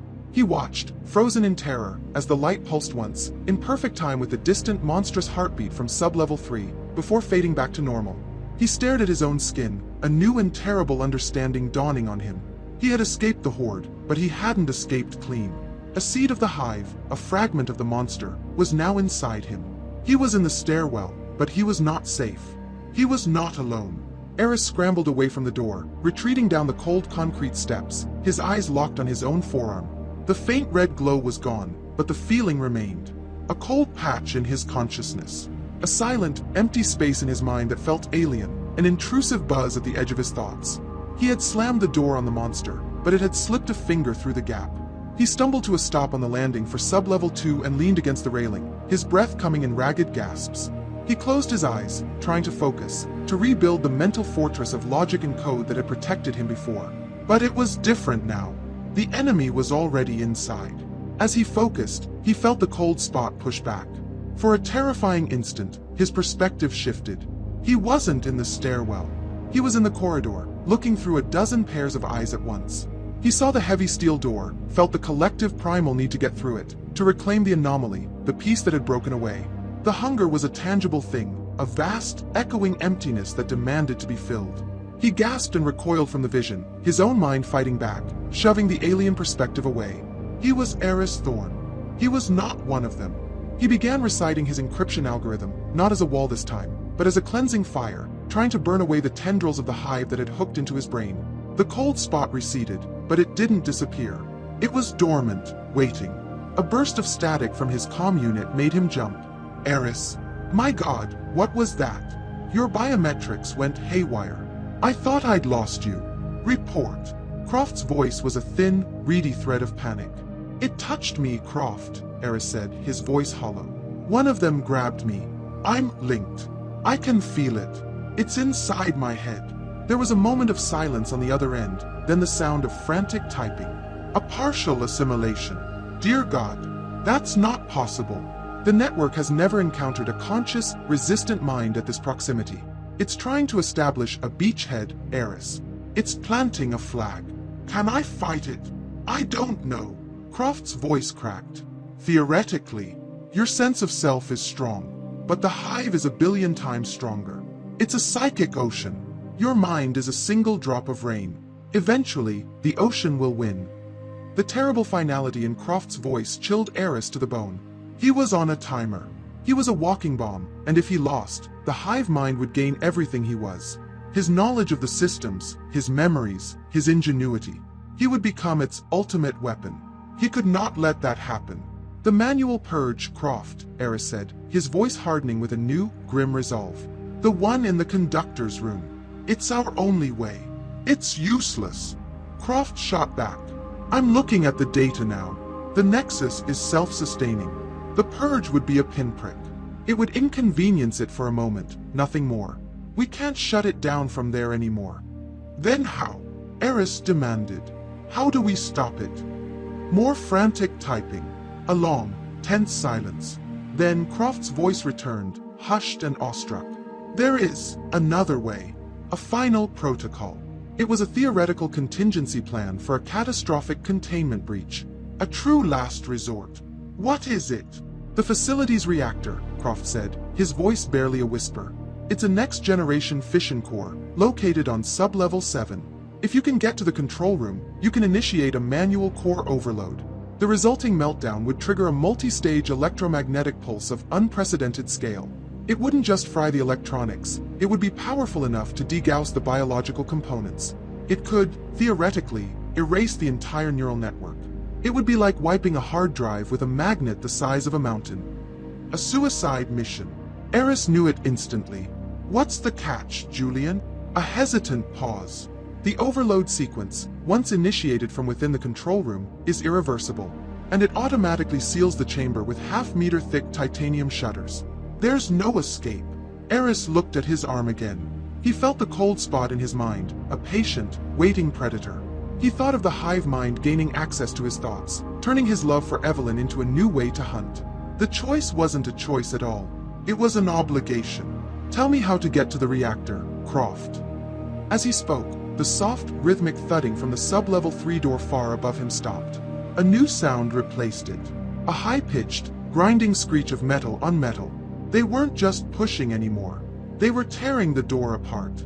You have to hurry, Croft said, his voice tight with urgency. The stairwell goes all the way down. But the lower levels, they weren't all for Nightingale, Aris. The things Aethelred worked on down there. Be careful. The grinding above grew louder. Time was up. Aris turned his back on the sealed floors above. He looked down into the echoing darkness of the stairwell, into the unknown depths of the facility.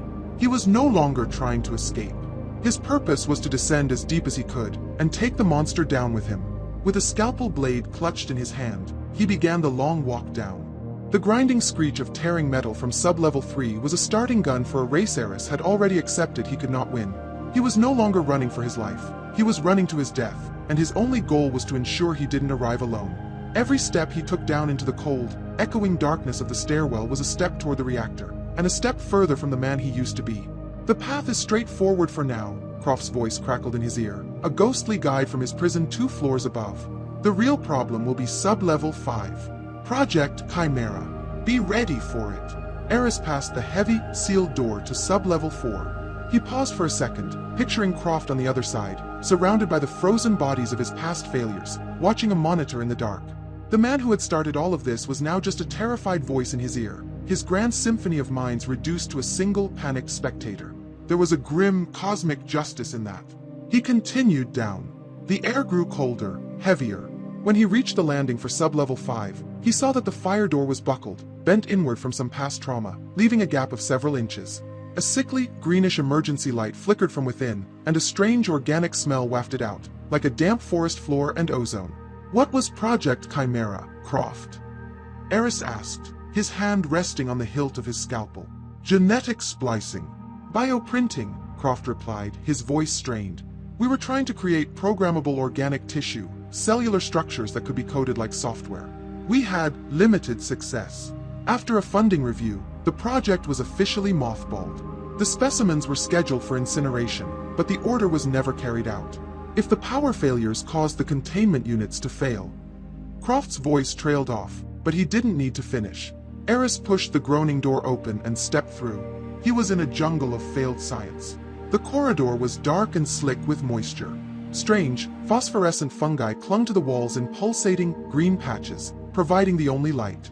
Thick, vine-like tendrils of some unknown tissue snaked across the floor, and the air was alive with the soft, skittering sounds of things moving just beyond the reach of his flashlight beam.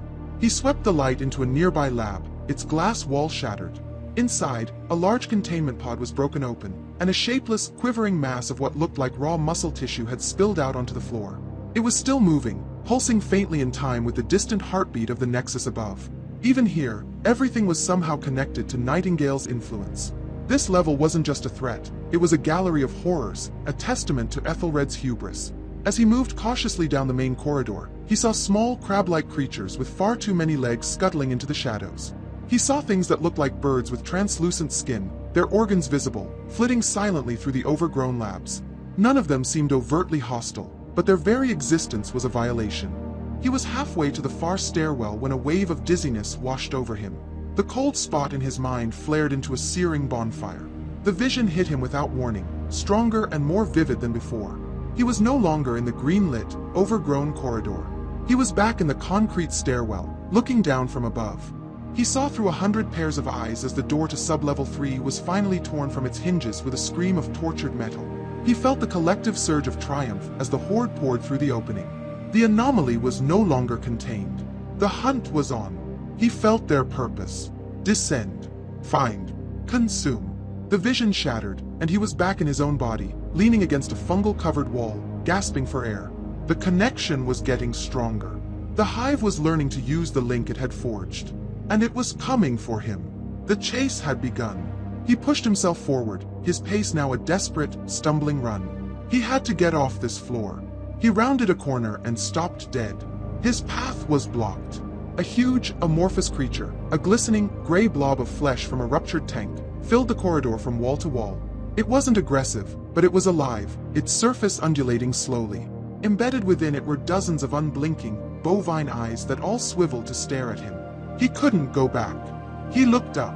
A thick bundle of power cables ran along the ceiling, just within reach.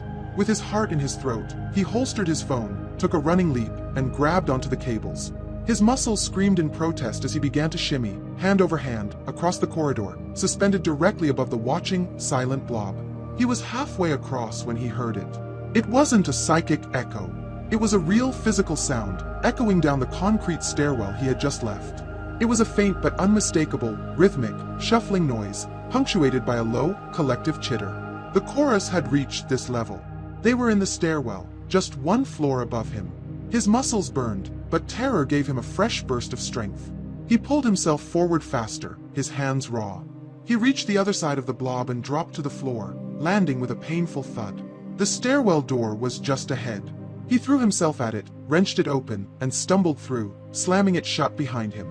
He was on the landing for sub-level 6. The shuffling and chittering from above were louder now, closer. They would be at the door he just sealed within a minute. He looked down the stairs into the oppressive, absolute darkness of the next level. Aris!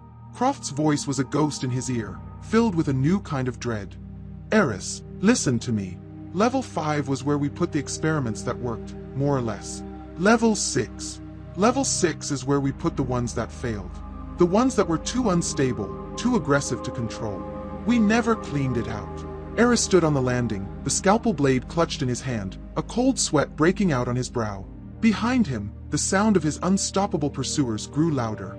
Below him, a floor full of abandoned, violent monstrosities waited in the dark. The choice was an illusion. To stay on the landing was to be consumed by the chittering horde tearing through the door above. To descend was to face the unknown. Aris chose the unknown.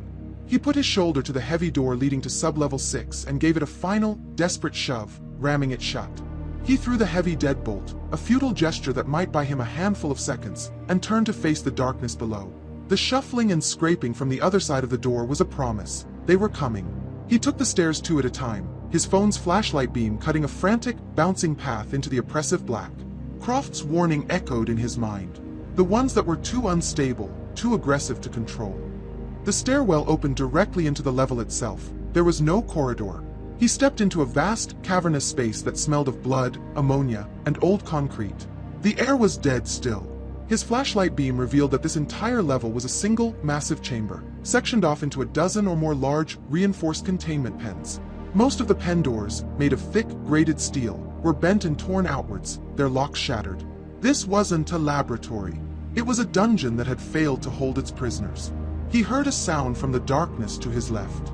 A soft, wet, tearing noise, followed by the sharp crack of a breaking bone. He froze, aiming his light in that direction. The beam caught a glimpse of something in one of the far pens, something pale and hunched over a dark, unidentifiable shape on the floor. Before he could get a clear look, it melted back into the shadows. Aris, be quiet, Croft whispered over the comm, his voice tight with fear.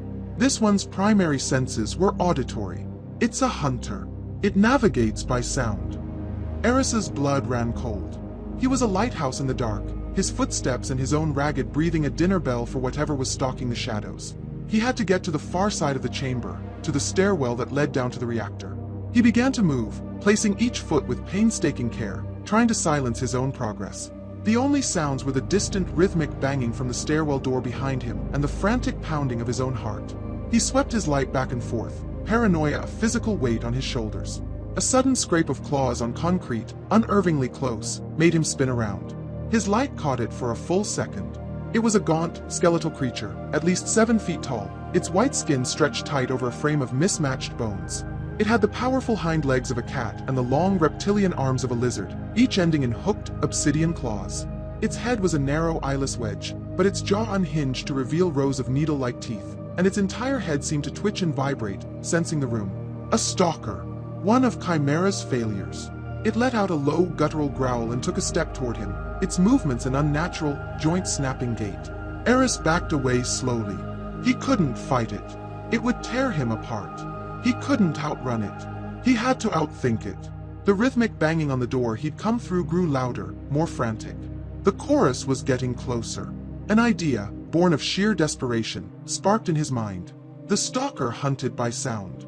And the loudest, most persistent sound in this dead space was the army at his back. He needed to get the monster's attention focused on that door. He had to risk making a noise himself, but a controlled one. He spotted a loose piece of rebar on the floor. He picked it up, took aim at a stack of rusted metal barrels near the wall, and threw it. The rebar clattered against the barrels, a loud, sharp sound that echoed through the vast chamber. The stalker's head snapped toward the noise, its jaw clicking rapidly. It took a hesitant step in that direction. It wasn't enough. It was still aware of him. He needed a more sustained distraction. He needed the banging to be louder, more immediate. He closed his eyes, ignoring the monster in front of him, and focused inward on the cold spot in his mind. He pushed at the link, reaching out to the hive. For a moment, he saw through their eyes again, felt their singular, burning need to reach him. He didn't fight it this time. He encouraged it. He focused their collective will, their hunger, on the door in front of them. He poured his own desperation and fear into the psychic link, a silent, frantic scream. "I'm here. Come get me." The response was instantaneous. The banging on the door intensified, becoming a thunderous, unified cannonade. The chorus was now throwing their full collective weight against the deadbolt steel, the sound a deafening roar that filled the entire chamber. The stalker forgot all about Aris. It whipped its head toward the source of the overwhelming noise, letting out an agitated, high-pitched shriek. It saw the vibrating, groaning door as a challenge, a rival predator invading its territory. It lowered its body into a hunting crouch and began to lope silently, menacingly, toward the entrance of the level. Aris didn't waste a second. While the stalker was focused on the sound of the approaching horde, he turned and ran, as quietly as he could, for the far side of the chamber. He navigated the maze of broken pens, his own footsteps masked by the thunder of the chorus. He saw the door ahead, a dark rectangle in the concrete wall, marked with a faded, sub-level 7 access. He had made it. He reached the door and grabbed the handle. It didn't move. It was a heavy, reinforced bulkhead, and a red light glowed above a digital keypad. Locked. Sealed tight. Behind him, he heard a piercing, furious screech. The stalker was realizing the sound at the door was not its true prey. He heard the scrape of its claws as it turned back. At the same time, the door he'd entered through finally gave way with a deafening groan of tortured metal. The shuffling, chittering sounds of the chorus began to spill into the chamber. He was trapped. The monster was turning back for him. The horde was pouring in behind it. His final destination was sealed. "Oh no," Croft's voice whispered over the comm, heavy with dawning horror. "Access to the reactor level. It's a magnetic hard seal. There's no manual override on this side, Aris. You can't get through. Trapped." The word was a final, damning judgment. Aris flattened his back against the cold, unyielding steel of the bulkhead. In front of him, the eyeless, ravenous stalker was rediscovering its primary target. Behind it, the entrance to the level was a choked bottleneck of silent, black-eyed figures, the chittering, shuffling vanguard of the chorus horde. The two greatest threats in the facility were converging on him, and he was caught in the kill zone. "Aris, I'm sorry," Croft's voice whispered over the comm, a pathetic, final eulogy. "There's no way through. It's over." But as the stalker gathered its powerful legs for a final, room-crossing leap, and the chorus began to shamble forward with a renewed, unified purpose, something unexpected happened. The two nightmares noticed each other. The stalker, a creature of pure, territorial predatory instinct, saw the silent, advancing horde not as allies, but as an infestation. A rival species encroaching on its hunting ground. It let out a piercing, agonized shriek, a challenge and a warning. The chorus, a collective driven by the singular need to consume the anomaly that was Aris, saw the shrieking creature as a bizarre, violent obstacle. The standoff lasted only a second. With a blur of motion, the stalker launched itself, not at Aris, but directly into the front line of the advancing chorus. The result was an explosion of brutal, silent violence. The stalker was a whirlwind of claws and teeth, tearing through the puppets with an efficiency born of raw predatory rage. It ripped one in half, tossing the twitching torso aside. Its claws disemboweled another. But the chorus did not react with fear or pain. They simply absorbed the losses. For every one puppet the stalker tore down, two more swarmed it, their hands grabbing at its pale limbs, their collective weight and strength overwhelming its feral speed. It was a battle between a single, furious predator and a placid, unstoppable tide. This was his chance. A window of chaos, bought with the bodies of his former colleagues. Aris turned his back on the horrific battle and pressed his hands against the sealed bulkhead. "Croft! The lock!" he yelled into his comm. "It's magnetic. There has to be a power source." "There is, but it's shielded. It's buried in the concrete wall. You can't get to it." Aris's eyes scanned the wall around the door. He saw the thick, armored conduit that must house the power line. Croft was right. He couldn't cut it. But he didn't need to cut the power. He just needed to overload the lock itself. He needed a focused electromagnetic pulse. "My phone," Aris muttered, pulling it from his pocket. The battery was low, but it held a charge. "The battery has a lithium polymer cell. If I can short it directly into a conductor..." His eyes landed on the scalpel blade in his hand. "Aris, what are you doing?" Croft asked, his voice sharp with alarm. "That's insane. You'll electrocute yourself. It won't be powerful enough." "It has to be," Aris said, his voice grim. He began working with frantic speed, prying the back off his phone with the tip of the blade, exposing the battery. He used the scalpel to sever the connection to the phone's motherboard and strip the wires, leaving the positive and negative leads exposed. The monstrous battle was raging behind him, a wet, silent symphony of destruction. The stalker was becoming bogged down, swarmed by dozens of grasping hands, but it was still fighting, still buying him time.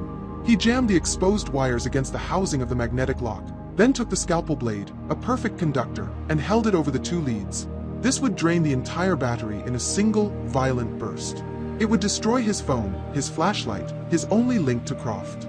He would be completely and utterly alone. "Goodbye, Croft," he said, and jammed the blade down, shorting the circuit. There was a brilliant, blinding flash of blue-white light and a sharp, deafening crack of discharged energy. The phone in his hand exploded, its components vaporizing. His arm was thrown back by the force, his muscles spasming from the electric shock. The comm went dead. Silence. For a heart-stopping second, nothing happened. Then, the small red light above the door flickered and turned green. With a deep, satisfying thunk, the magnetic locks all around the massive door disengaged. But the flash and the sound had done more than that. It had acted as a beacon in the dark. The chaotic battle behind him ceased. The stalker, shrugging a pile of broken puppets from its back, and the entire remaining horde of the chorus, all turned their eyeless and black-eyed gazes in perfect unison. They stared at the source of the flash. They stared at him. Aris threw his entire body weight against the heavy bulkhead. It groaned, resisting for a moment before swinging slowly inward into the darkness beyond. They were coming. All of them. The stalker loped forward, its claws scraping the floor. The chorus surged, a silent, ravenous wave. He squeezed through the gap, pushing the heavy door, every inch a victory. The stalker was 10 feet away. The first of the puppets was 5. He gave the door one last, desperate shove and tumbled through, pulling it shut behind him just as the stalker's clawed hand slammed against the other side, leaving deep gouges in the metal. The door settled into its frame with a boom of finality, and he was plunged into absolute, perfect darkness. The boom of the bulkhead door settling into its frame was a sound of absolute finality. On the other side, the enraged shrieking of the stalker and the collective, hungry chittering of the chorus were instantly muffled, then faded into nothing as Aris stumbled away from the door and deeper into the silence. He was alone. His calm was dead. His light was gone. He was in the belly of the beast, and he had finally, truly been swallowed. He stood in perfect, oppressive darkness and silence, waiting for his eyes to adjust. Slowly, shapes began to emerge. He was not in a corridor, but on a metal gantry overlooking a vast, cavernous chamber. And there was light. Not the chaotic, flickering red of the upper levels, but a series of steady, sterile, white utilitarian lights, casting the entire space in a shadowless, clinical glare. This was Sub-Level 7. The powerhouse. It was a place of pure function, an industrial cathedral built to house a god of atoms. Massive, cylindrical transformers hummed with a low, powerful thrum that was the true heartbeat of the facility. Pipes as thick as his body, carrying coolant and power, crisscrossed the chamber in a complex, geometric web. The air was dry and smelled of hot metal and ozone. There were no monsters here, no mad science. There was only the cold, indifferent hum of unimaginable power. He began his final walk. There were no signs, but there was only one path. The gantry led in a straight line toward the far side of the chamber, toward a single reinforced structure built into the rock wall. The reactor control room. With every step, the reality of his choice settled over him. This was the end of the line. The final move in a game he had helped set up. There was no blaze of glory, no dramatic rescue. There was only this quiet, lonely walk to a control panel, a final act of penance to clean up the mess he had helped make. He thought of Evelyn, not the ghost in the machine or the puppet in the hall, but the brilliant, vibrant woman arguing with him over a whiteboard. He had failed her. This was the only way to ensure the monster that had consumed her never escaped its cage. The cold spot in his mind, the seed of the Hive, seemed to sense his resolve. It knew its host was walking toward annihilation. It made its last, desperate move. A figure shimmered into existence on the gantry in front of him. It was Evelyn. Not the puppet, but the real Evelyn, looking exactly as she had the last day he saw her, her face etched with concern and fear. "Aris, stop," she said, her voice a perfect replica, filled with the warmth he remembered. "Don't do this." There's another way. We can fix it. I can fight it. But I need you. Please don't leave me. His steps faltered. For a heart-stopping moment, he wanted to believe it. Hope, a feeling he thought had been burned out of him, flickered painfully. He could see the pulse in her throat, the way her brow furrowed when she was worried. It was her. But it wasn't. The real Evelyn was a prisoner. The real Evelyn was fighting on a battlefield inside her own mind, a battle this thing could not possibly comprehend. This was an illusion. A puppet show put on by the Hive, using his own memories as the script. It was the last, most insidious trick of the monster, wearing the face of the person he loved. He hardened his heart, the grief a cold, solid weight in his chest. "You're not her," he said, his voice flat and dead. He did not slow down. He continued walking, straight toward the illusion. The image of Evelyn held her ground, her face pleading, her hand outstretched. He walked right through her. The image dissolved into shimmering static and then vanished. He felt the cold spot in his mind recoil, a faint psychic shriek of frustration and fear. He had won the final battle for his own soul. The rest was just mechanics. He reached the end of the gantry. The door to the control room stood before him, a thick slab of lead-lined steel. The sign above it read, "Reactor Control." He pushed it open and stepped inside. The room was sterile, circular, and empty. A ring of control consoles lined the walls, their screens displaying calm, green readouts of the reactor's stable state. One entire wall was a single, massive, triple-paned window of radiation-shielded glass. It looked out upon the core. It was a terrifyingly beautiful sight. A colossal woven cylinder of graphite and steel was submerged in a deep pool of water that glowed with a brilliant, ethereal blue light, the Cherenkov radiation.